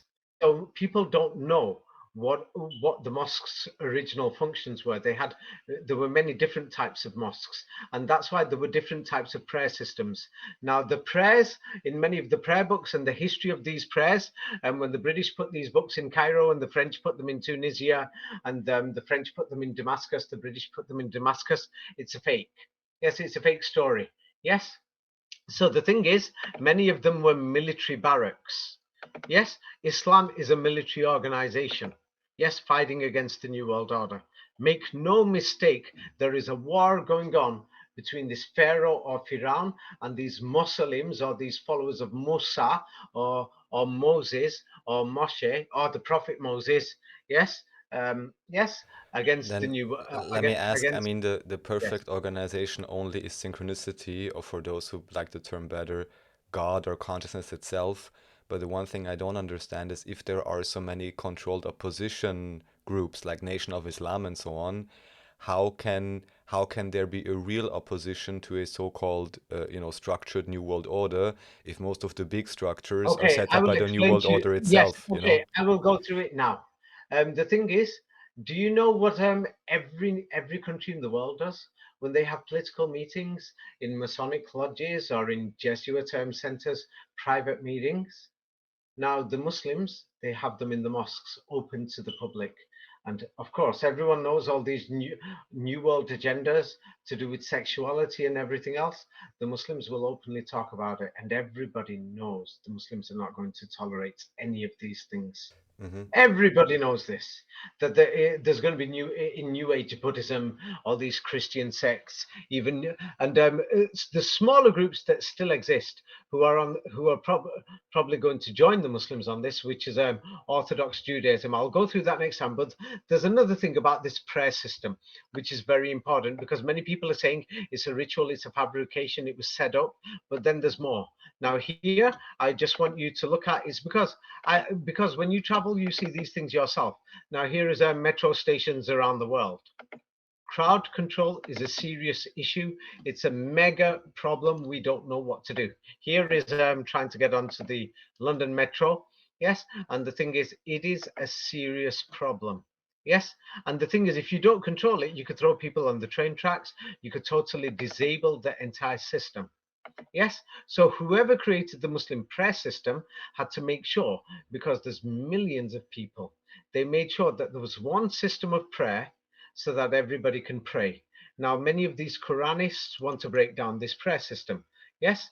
For example, Sam Garan's, and even in his Quran translations, I have a friend called Wes in America right now who's trying his best to translate the Quran, and somebody else in Holland. And I'm not sure, one of them two pointed out that, what do you call it, Sam Garan's, there's many words that he's just given invented meanings himself. Yes, that doesn't make sense. For example, they say, Allah's zina kafaru, or cover. Ah, yeah, cover, kafar, yeah, comes from this Arabic word.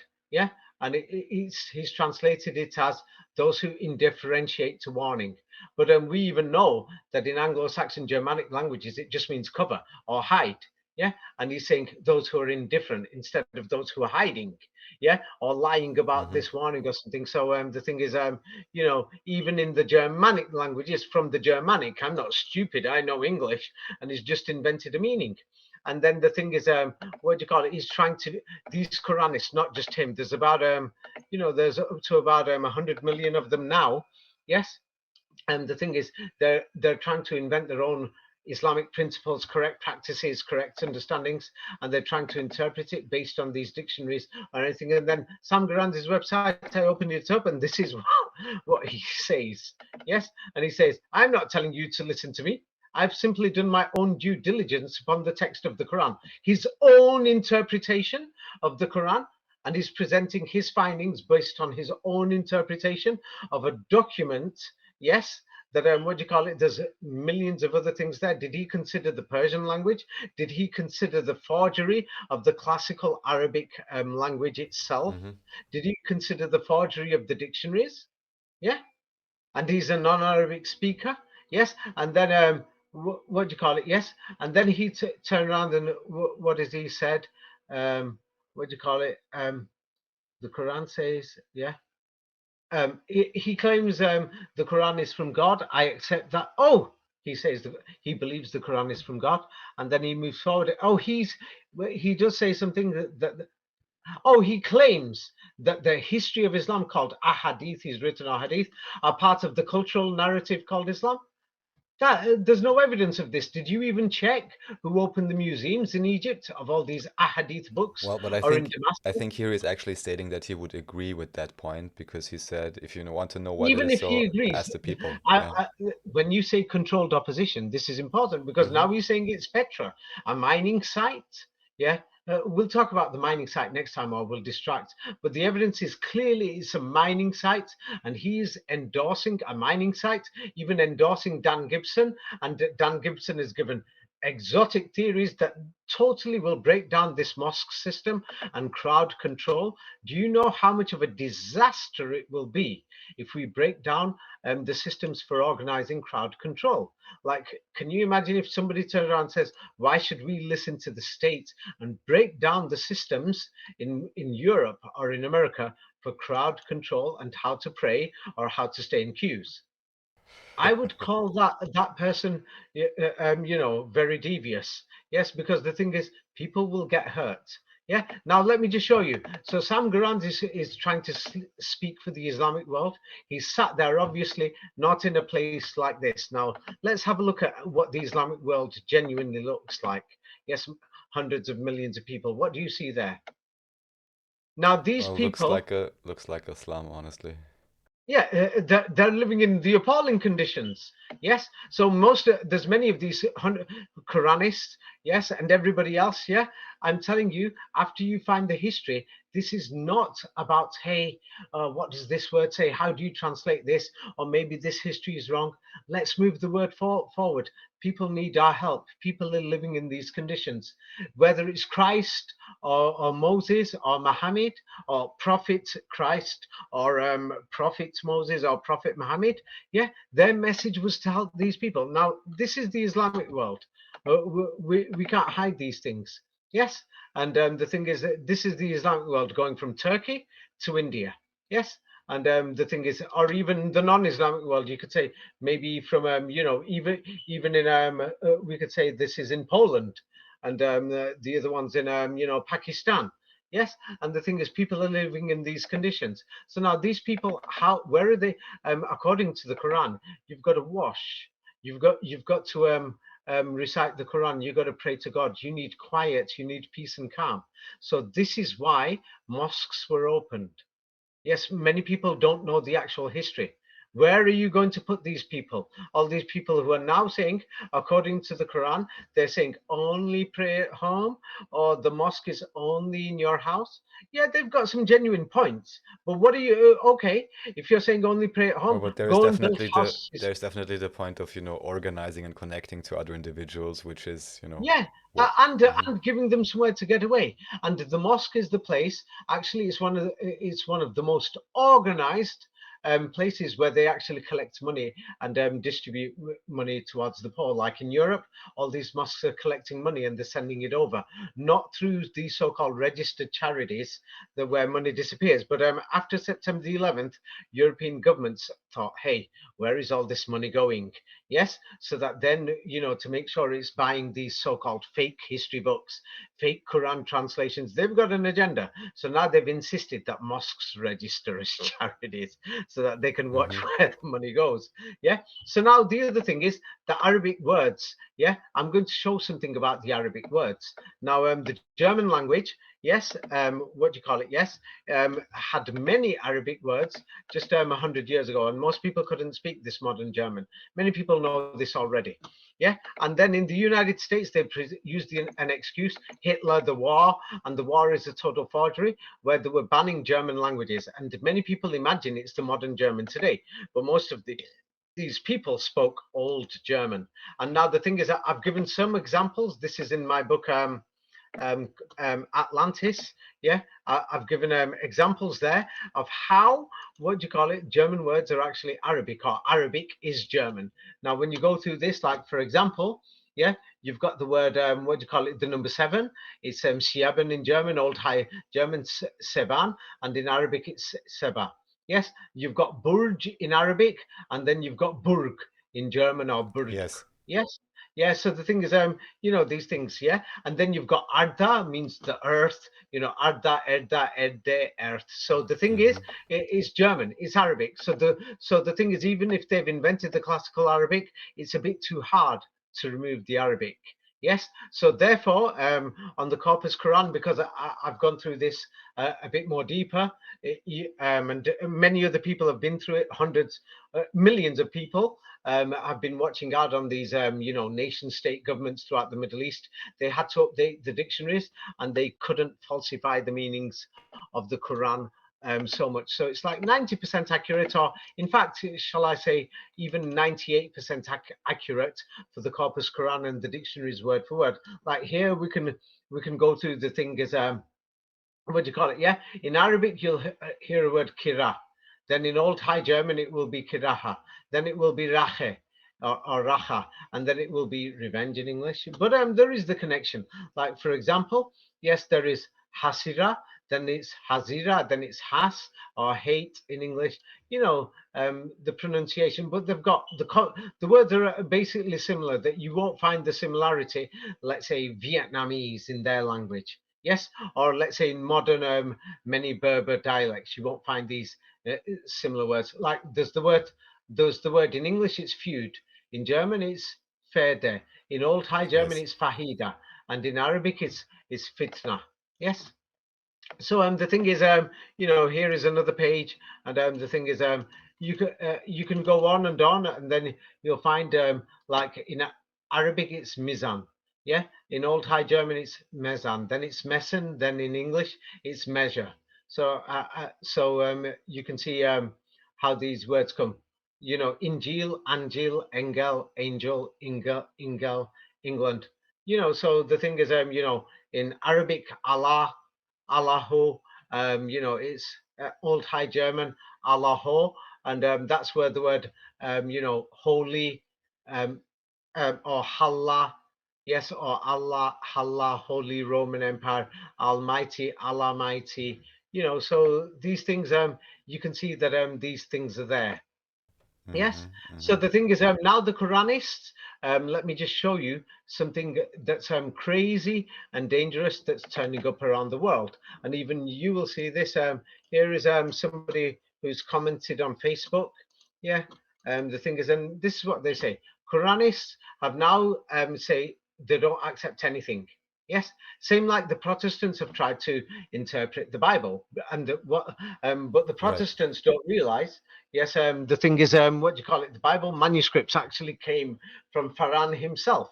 Yes, whereas the Quran, the thing is, we can even see that even before they compiled the Cairo Quran or the Tunis Quran, that in Russia there's the Quran's everywhere there. Yes, that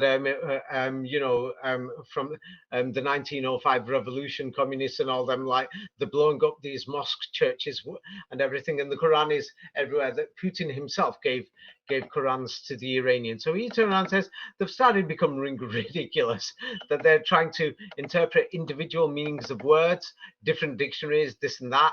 And the thing is, it's becoming a bit crazy. Yes, Wikipedia says it in moderation, saying these people are now, each person is trying to make their own interpretation. And then many of them, because they don't know, yes, what they don't know, many of them say, we don't reject this Islamic history, which is called hadith in Arabic. We don't reject this Islamic history, but we choose and we pick the best history for the sake of security or something, to feel good. Just because it confirms the Quran, this fake history. Of course, they're going to put half fake history and half true. This is what they did all over the world, but the Yeah. evidence shows they put this history there. So now the thing is, so they're trying to define salat. Yes, and many of them, yes, and they've shown there's different meanings to the words. There's the meaning before the Quran even came. There's in the different dialects, there's different meanings. Even in French, salute, yes, saluting God or communicating with God, contacting God. So now the thing is, so the thing is, they're trying to define it. They don't even know how to pray. Many of them are fighting, and they're claiming that the prayers that the peoples are doing in the mosques is totally fake and whatever. And they say it's based on the Islamic Hadith history. But what they don't seem to understand is that in Northern Europe, the people in Ukraine, Poland, in Russia, they were already praying in this way even before the British and the French put this fake history in the Middle East while they're still doing their invasions. So now I've sent you somebody, one of them says you pray 3 times a day with 2 standing positions. Rakats means, or 2 bowing positions or something. And then some of the people have now turned around and said, oh no, I just pray in my heart or however I wish. It's a ritual. But then the Quran says, hey, wash your head, your hands and your feet and things like this. But many of these people in shanty towns, hundreds of millions of people, have got no water or houses. So if you Quranists want, start giving money over there instead of, what do you call it, trying to teach the rest of the world, as is modern Islamists saying you must do it like this or whatever. And they're saying it's an exclusive prayer, exclusive just for you, directed directly to God. If you're praying with 2 people or 10 people, you're still praying directly to God. And then here are some pathetic comments. I just opened these Quranist things today that I'm going to show you a few crazy things soon. It says, why must one believe and bear witness of a past event of an unknown person? Why do you read the Quran about past events? Why did Pharaoh bear witness that there is a God when he was dying? Why is this in the Quran anyway? And then you're saying you believe and follow the Quran. Yeah, and then the thing is, many of them have started accusing, oh, you're not a Muslim, you've started developing your own thoughts. So it's turning into a crazy thing, like each person is a different religion to themselves. Then it says, stop binding yourself with arrogance and disbelief. You even saw it in your comments. It's turning whatever. Stop pretending, don't use the name of the prophets. It's turning into a war. Yes, that if these people met each other, they'll probably start fighting on the streets. Yeah, like many of these evangelicals do. Yes, and then the police will have to come. Yeah, he says, here's one. I will exit the group so you can gossip me. Blah, blah, blah. Simple arrogance, because each person is declaring his own things. Yes, and then how many times should they pray? So now the thing is, each one, this, that, and they're going to quote different verses of the Quran. Some will say 3, some will say 5, some will say 7, and they're all going to give you their own interpretations, everything. Now, this is very important because I'm going to finish this conversation showing something very important about the Quran. Yeah, so then they're saying, whatever 7, but many people who have come here, what they turn around and say, there is no agreement on basically no consensus means no agreement of anything in this group, because what people are incorrect, he says everyone else, or she says everyone else is incorrect, because every single person has a different opinion or different meaning of when you translate the Quran. Yeah, and the kind of topics they're bringing up is becoming ridiculous. That they're when they could be giving charity to people, yeah, and things like this. They're asking or organizing charity or talking about on the group.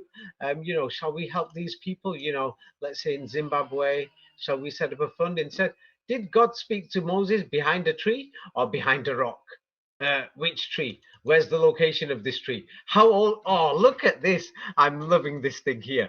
Somebody is asking, it's a big issue here. How old was this tree of the story of Moses and God, the prophet Moses? How old is the tree? Yes. So the thing is now it's oh, and then somebody else says, oh, it wasn't a tree. Yes. So the thing is, they're going to say this is based on my dictionary translation of the individual word. Then somebody else is saying, you shouldn't go to the mosque on Friday and pray. And somebody else is saying, no, what do you call it? You should. And then there is somebody else is saying there is no such thing. And you shouldn't pray on a Friday, even if the Jews pray on a Friday. Yes, at 5 o'clock. Yes, or 6 o'clock, depending when the sun goes down. Yes, and the thing is, they've kept this tradition too. They're going to say no, and things like this. And the thing is, what do you call it? But those are the moderate things. But let me just show you what else it's become. Here are some other things, and you are going to think, is this what happens when they're trying to translate the Quran based on these classical Arabic dictionaries? Is one person says Muhammad is the last prophets of mankind, and Muhammad is a description of the prophets. What does this mean? Which is the I'm not attributes sure of what that means. disinfectants? I don't know. No, because they're going crazy. Now, here I'll show you another comment. You're going to think, what the hell is this? So I'm telling people to avoid these things. Yes, you want to understand the Quran, go to the mosque. I will explain to you why in a minute. The prayer things, all these things, I'm not talking about the religion here. I'm not going to get into the religious side. I'm saying if you want to understand the history and anything, you've got Corpus Quran. And if you want to know more, there is something more about this Quran, or we won't understand history. Oh, here is another person saying, Muhammad is not a person or a human.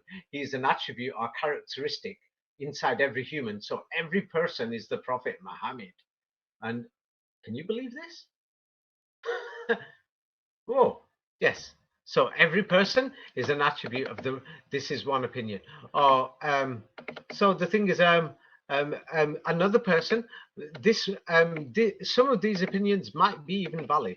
Yes, like this one is questionable. Yes, it turns out says the Quran is a collection of the books of the Torah and the books of Moses, Abraham, and King Solomon. There are many people, researchers in France have actually posed this question. Oh, now there is another thing. Yes, somebody turned around and said that Attila the Hun, or in the Quran they've called him Adillah Khan or Dul Khan, the guy with the two horns. Somebody saying this is a time machine, and they think this is a new opinion. Yes, but this thing has been going on for a long time in the Quranists. That this Muhammad is actually Adam and he's Noah, and he's Zachariah, the father of John the Baptist, and Jonah and the fish, and he's Abraham, and he's a time traveler. Yes, he travels through the horns of Attila the Hun or Attila, and then oh yes, another thing. The Kaaba is what do you call it? It's a spiritual thing. It's inside your heart. Some people will say, "Oh, another person." This one turns around and says, "The Kaaba is not in your heart. It's actually the Quran itself." Oh, somebody else. I've not said this. Has said the Kaaba is in your brain. Yeah, it's actually 3-4 dimensional. It forms a cube. It's the Markaba. Every person is putting out whatever. This looks like this Quranist institution is another idea, because the Jesuits in the Vatican must have realized that with the fake Islamic history, it's a failure, because nobody looks at it, and the manuscripts throughout the Islamic world, they're still poor. They're not looking at it. Yeah, they just memorize it and follow their anybody who's memorized it. Yeah, and what do you call it? You know, so have you noticed it's becoming crazy? Yes. Well, I mean, on one hand, I can understand to develop different perspectives on it, but since we are now here talking about it as a historical document, it is relevant, to define it properly and yeah. Yes, this is, yeah. So the thing is, the thing is, it's becoming dangerous when people are using these dictionaries. Yes, and then they're what do you call it? Looking at the different Western meanings and other things, or the local dictionaries, whoever's printing them. And then the thing is, oh, let me just send you this. Or Mecca is what do you call it? The pyramids, by the way, because the British, by the way, tried to make the pyramids into Mecca. Some are saying, no, no, no, it's in Damascus. The holy house is the pyramids. Well, don't It's worry. not in I the. think the pyramids are popular enough that it is like Mecca in a way, I'm sure there's lots of tourists and Oh, money yeah, going because the there. British gave it, the British actually called it the Arabic name for the holy, or the holy place, or something like that. And there's there's another thing. So now it turned around and says the Emet, or the Ahmed. Yeah, yeah, they're turning around and saying, in this person is Moses, and then they're saying, what do you call it? Yes, what do you call it? Yeah, um, Mah, some guy called Maher Sadeh. Don't know who he is, or he is who he is now, this Ahmed. So the thing is, it eventually turns crazy. Yes, and the thing is, what people don't understand: crowd control. Where are these poor people going to pray? What is going to happen? Oh yeah, now let me finish off the final part of this Tunisian Quran. Yes, so the final part, and then we'll end it at there. Yes, the thing is, the Tunisian Quran. Let me just show you. Now, this shows you the Egyptian Quran in comparison to the Tunisian Quran. The Egyptian Quran has got 6236 verses. The Tunisian one has got 6214. Yes, both of them were organized by the French, by the way. Yes, that is what the official Saudi government says, the 6214 things. Yes, and the thing is that they put different full stops in different places. Yeah, so now the thing is, let's just go through a few examples that you'll notice that both copies are different from the one in Uzbekistan, the one that Stalin sent. Yeah, and here is an example. That people are pointing out that there's differences. I've sent you 2 pages. This is important. It turned around and says that it doesn't say Attila Khan. Yeah, that it's more like Zulkarman. Karm. He's not called Attila Khan like the Huns say, but Attila Karm. Yes, and it says Zul here, but the Middle East Arabs pronounce it Adil or Dul. Yes, so the thing is, now let's go through this um, a bit better. The thing is, this is very important that these Qurans, the way the grammar is, like putting these accents to define the grammar and the full stops and commas where they want to put it. Whereas when you read it out loud in the mosques, yeah, you don't feel the grammar, you don't see the full stops. It goes according to the flow, like a Hmm. song or a rhyme. Yes. So now the thing is, somebody who's examined it here, I said, if you compare the Samarkand Quran to these, like the Egyptian Quran, it says it doesn't match the Arabic grammar. Yes. The thing is, so this is another thing, the way that these accents are done. Now, the Istanbul Quran, there is an Istanbul Quran. Let me just point it out. In the Usmania Museum, or I forgot the exact name of the museum. Yes, but anyway, it's called the Gold Quran. This is an Usmanli Quran. Yes, and the Usmanli language was Arabic until they removed the Arabic words. Yeah, what do you call it? Yes, it's in Istanbul. John Hopkins has had several chapters, but let's have a look at this. Yes, the gold. It's in the new Usmania Museum or something. But it's an Usmanli Quran, and Muslims will understand what Usmanli means. Yes, Usmanli is from the word Uthman or Ottoman or Otto, the Ottoman. So now when one has a look at this Quran and compares it to the Egyptian and Tunisian one, let's look at this. Istanbul was the capital of the Middle Eastern Islam for at least 500 years. They found even the spelling, yes, the spelling written in the document is different. That you can say Allazina or Wallazina. So which one are you going to use? Yeah, yeah. So now the thing is, the Usmanli Quran or the Gold Quran confirms the one in Tunisia and it rejects the one in Egypt. So now the thing is, when somebody is actually singing this as a song, yes, it could sound like a W or not a W. You see, or it looks like an E that's backwards. Look at the word walazina. Yes, beside it you'll see the letter E backwards. As I said before, Latin is just Arabic reversed. Yeah. So now the thing is, the Quran is an oral book. This is something that many people don't look at. Then the full stops and the commas, another thing. Many people saw that the Cairo Quran, to fit in with these verses to divide into the number 19 code, yeah, he goes through it and he shows that in that chapter that the full stops in the 130 verses confirms the Tunisian Quran, their verse order, and not the one in Cairo. Yeah. So the next verse goes after something else. It's complicating, so people will have to study that themselves. Then there is the what the Muslims will call the alif, lam, and the mim. Yes, and the thing is, they don't, they are not seen as separate verses. Yeah, in the Tunisian Quran compared and in the Usmani Quran compared to the Egyptian one, that the Muslims have got it as separate letters at the beginning of chapter 2 in the Quran: Alif, Lam, and Mim, known as A, L, and H. Yeah, known as the Alpha and the Omega. Yes, yeah, Alpha. Yeah, and the thing is, there is another thing: the vowel, the letter E or the wow or something. So many of these Quranists, yeah, they are going to have a major problem now, saying, "Hey, we thought we could translate it word for word. And what does it say? Does it say Yakul or Wayakul? Yeah. Now the Wa is the E that's backwards. Yeah. The Egyptian one has Wayakul, whereas the Tunisian one just says Yakul.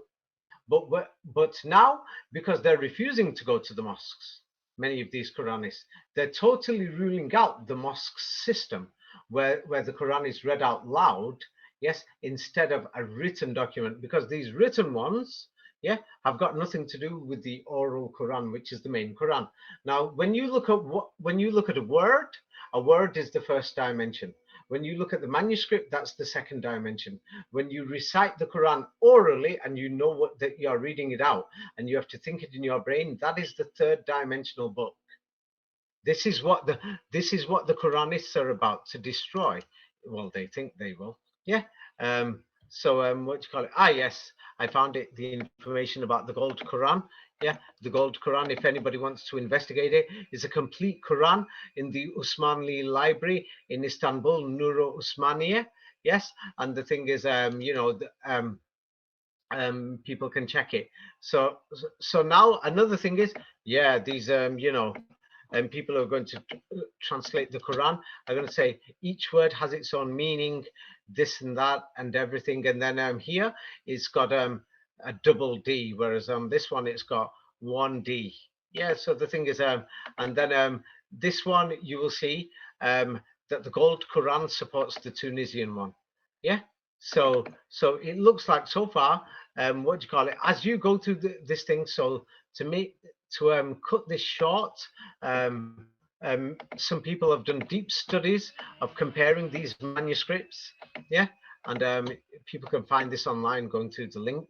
Yeah, and this person found that the Usmani Quran in Turkey, the Gold Quran, 53% matches. I'm talking about the spelling. The words are exactly the same, but the spelling matches the Tunisian one, whereas 32% matches the one in Egypt, what the British compiled, and the French are the Tunisian one. Yeah, so now let's go a bit step further. Yeah, what do you call it? A step further, and what we will find is this. Yeah, to actually complete this. Yes. Now the thing is, the 19 code. Many people found problems with this, with the Rashad Khalifa Quranist organization.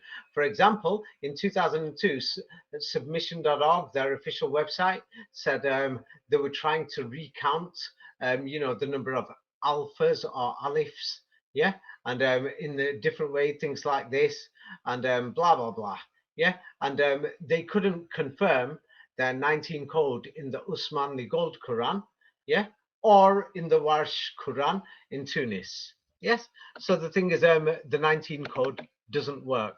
It's only in that manuscript. Hmm. But now, the thing is, what do you call it? Yes. So what Rashad Khalifa did, because there's different number of verses, yes, in each Quran, because it's up to you. You're the writer, yeah. Whereas the Quran is oral. So it was already oral in, let's say, northern Russia, north of Moscow, where people are freezing, and in Zimbabwe in the south, yes, and in Vietnam in the east, and Spain in the west. So it was a bit difficult for them to play with this, and they're hoping that as the world gets modern in Europe, people have stopped memorizing the Quran, even in the Middle East. So the thing is that they couldn't fit this Quran code. Yes, even this the Quranists in America, they had to invent verses. So now another thing I'm going to show you. Well, before I show you this, let me just show you now. This is the biggest shock in the world. Now, the Tunisian Quran. This is how we will know that they went to France. They were trained in France. The dictionaries were wrote in France. So now the Tunisian Quran. Guess what, guys? Yeah, what do you call it? Yes, if we did the same mathematical calculations that the Quranists in America have done, yes, to this Tunisian Quran, that we find the number of total verses 6214. Yes, plus the in the name of God, the most gracious, the most merciful at the beginning, it's a multiple of 19. And then when you divide that into 19, you get 333. Or notice 33. Do you see it? Yeah. Yes. So you know that they organized this one. Yes. Now, many people would have said, hey, that's okay. But now, because they always make mistakes, these guys. Yeah. So the thing is, many people thought, hey, even if the Saudi government is officially claiming the 6214 verses, yes, yeah, many people did manual counts. You could do it online. Yeah, you could see it now. Manual, it's very easy. They found 6,213 verses, not even a multiple of 19. Uh-huh. So then they've even these researchers, because people have had enough. People are genuinely looking for the truth. As you can tell, they've even sent their demand saying, please, can you explain this? Why can we not find this other verse?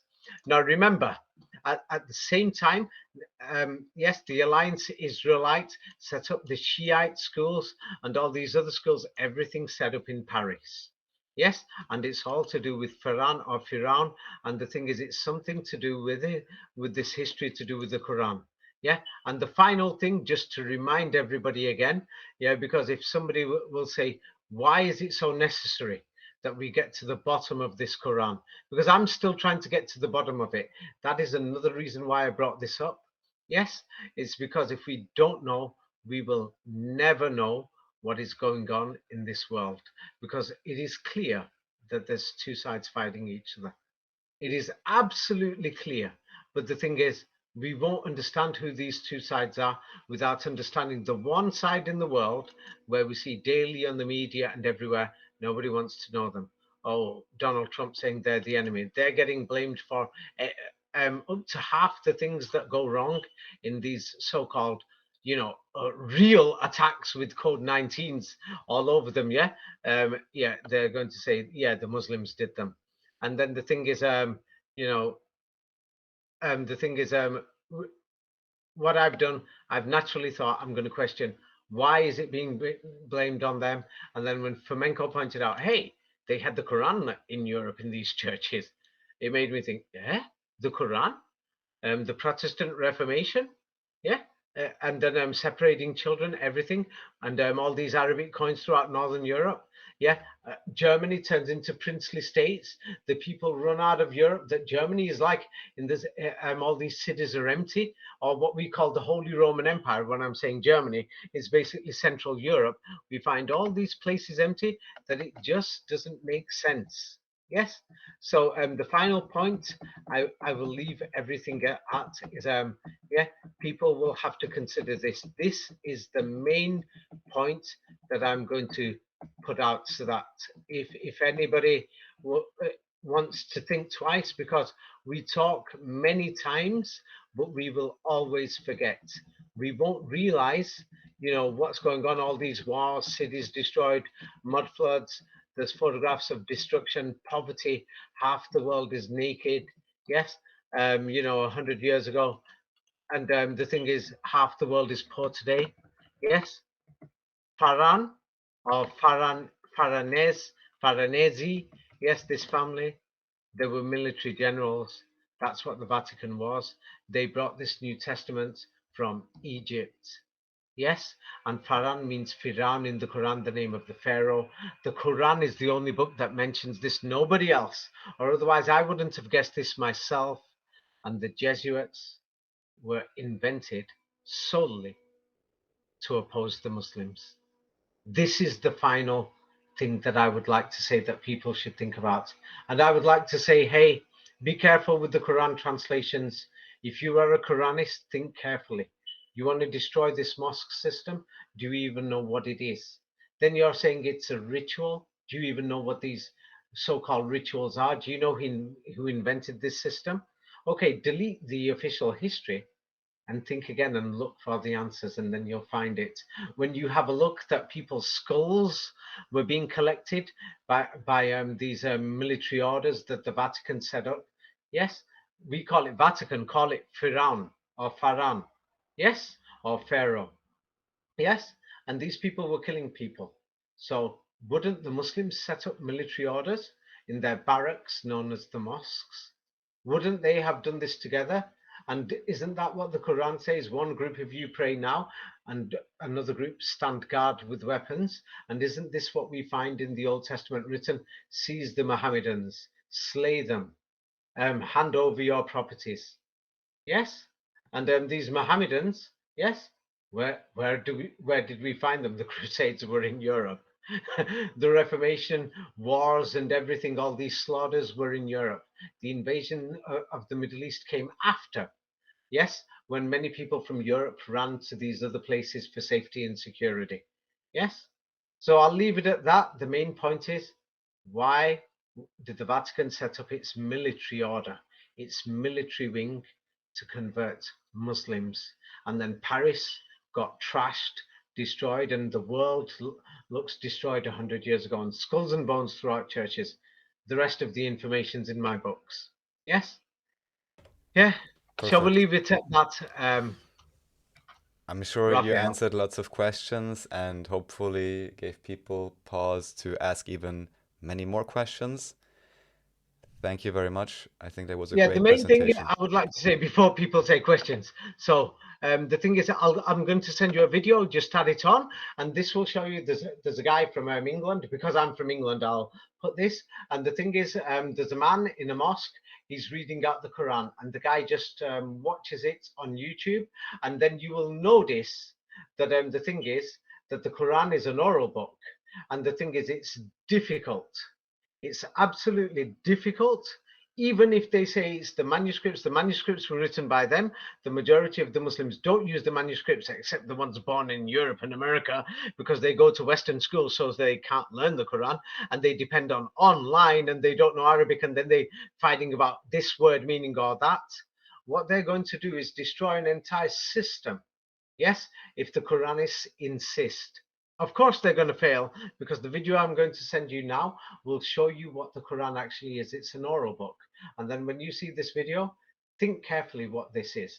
And if you think you can destroy this system, Pharaoh and the boys, they tried 1,000 years, they failed. Oh, if they're going to succeed with the new Muslims in Egypt today, the Quran was in Germany. Yes, 200 years ago. It went from there. It was in Russia 100 years ago. It went from there. It's in the Middle East today. Who knows where it will be tomorrow? Brazil, yeah. And the thing is, so the Quran, this world order has got its opposition. Now, I doubt the opposition is going to stop fighting. I doubt they're going to let Pharaoh, Pharaoh, or these people win. I doubt this. Yes, I'll send you the video. Let's leave it at that, Raphael. Thank you very much, David. Yeah. And one other last thing. Yeah, the thing is, Raphael does a lot of work. Yeah, making these videos is not easy. Yes, you're listening and it takes 2 minutes.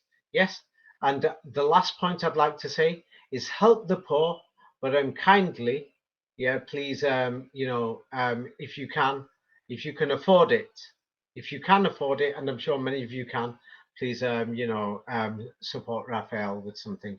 He's done many videos. He's gone out of his way. Yes, the thing is, he's gone out of his way. Yes, and the thing is, if you're benefiting from this truth, yes, the thing is, please kindly contribute. Okay, that is the final point. And after this, enjoy watching the Quran, and an English boy has posted this on YouTube for the next 10 minutes. Yes, bye bye.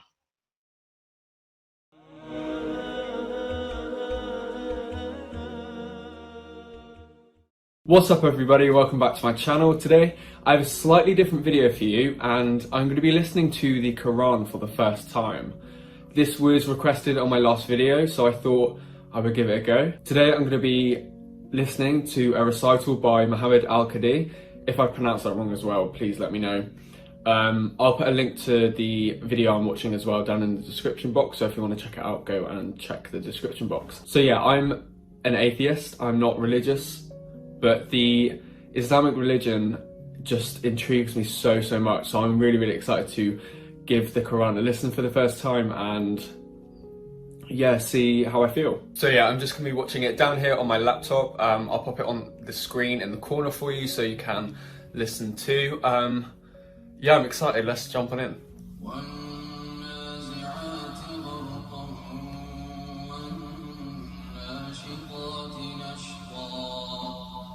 والسابقات سبقا فالسابقات سبقا فالمدبرات أمرا والسابحات سبحا فالسابقات سبقا فالمدبرات أمرا يوم ترجف الراجفة تتبعها الرادفة قلوب يومئذ واجفة أبصارها خاشعة يقولون أئنا لمردودون في الحافرة أئذا كنا عظاما نخرة قالوا تلك إذا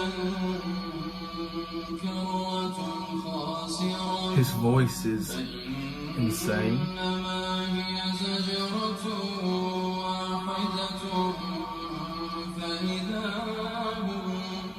فإذا هم بالساهرة هل أتاك حديث موسى إذ ناداه ربه بالواد المقدس طوى اذهب إلى فرعون إنه طغى فقل هل لك إلى أن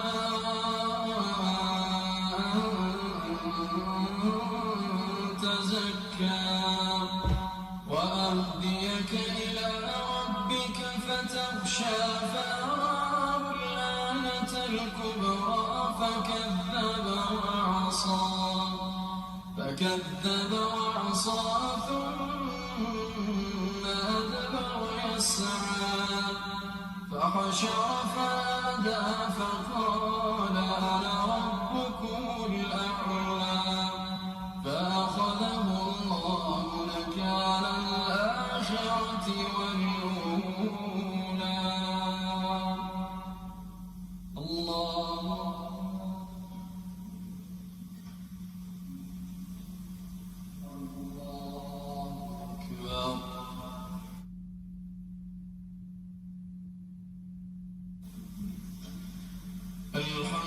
لله رب العالمين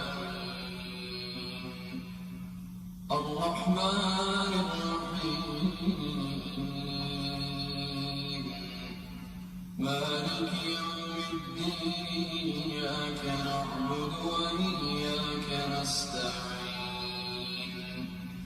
اهدنا الصراط المستقيم صراط الذين أنعمت عليهم غير المغضوب عليهم ولا الضالين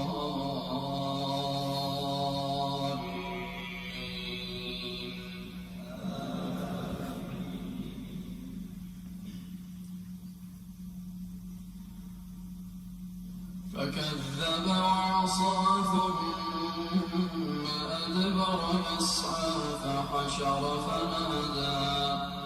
فحشر فنادى فقال أنا ربكم الأعلى فأخذه الله نكال الآخرة والأولى إن في ذلك لعبرة لمن يخشى أأنتم أشد خلقا أم السماء بناها رفع سمكها فسواها وأغطش ليلها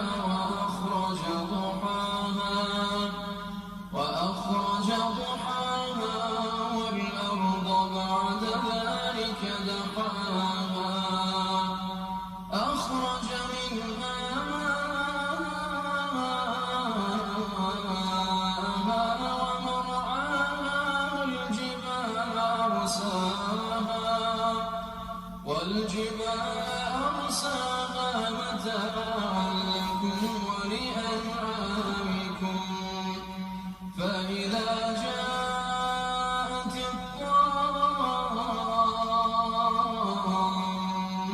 الطامة الكبرى يوم يتذكر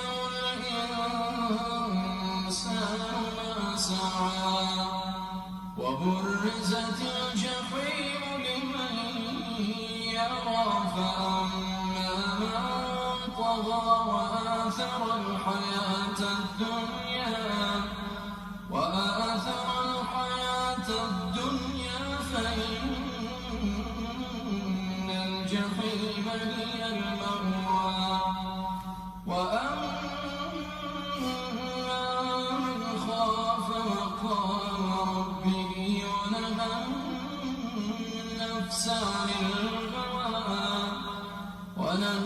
النفس عن الهوى فإن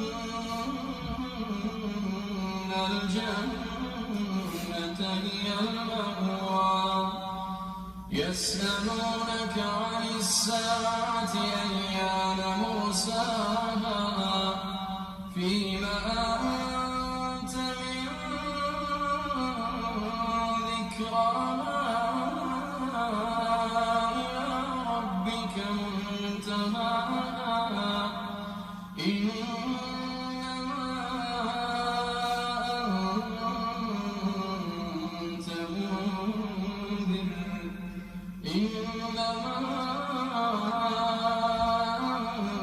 أنت منذر من يخشاها كأنهم يوم يرونها لم يلبثوا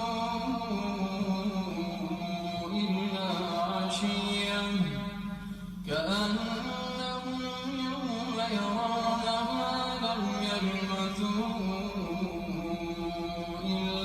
عشيا أو ضحاها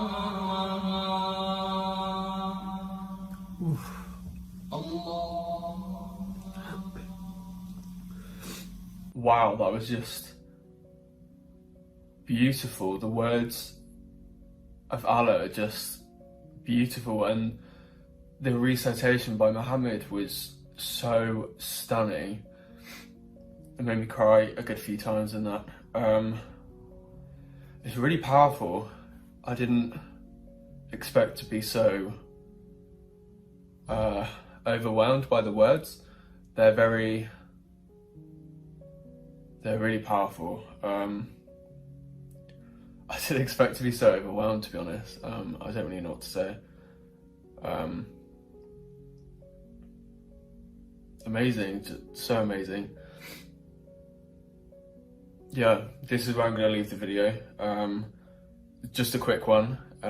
Thank you to whoever recommended that, because that was definitely worth doing, and I'm going to listen a lot more now. It was amazing. So yeah, thank you so much, and I'll catch you in the next video.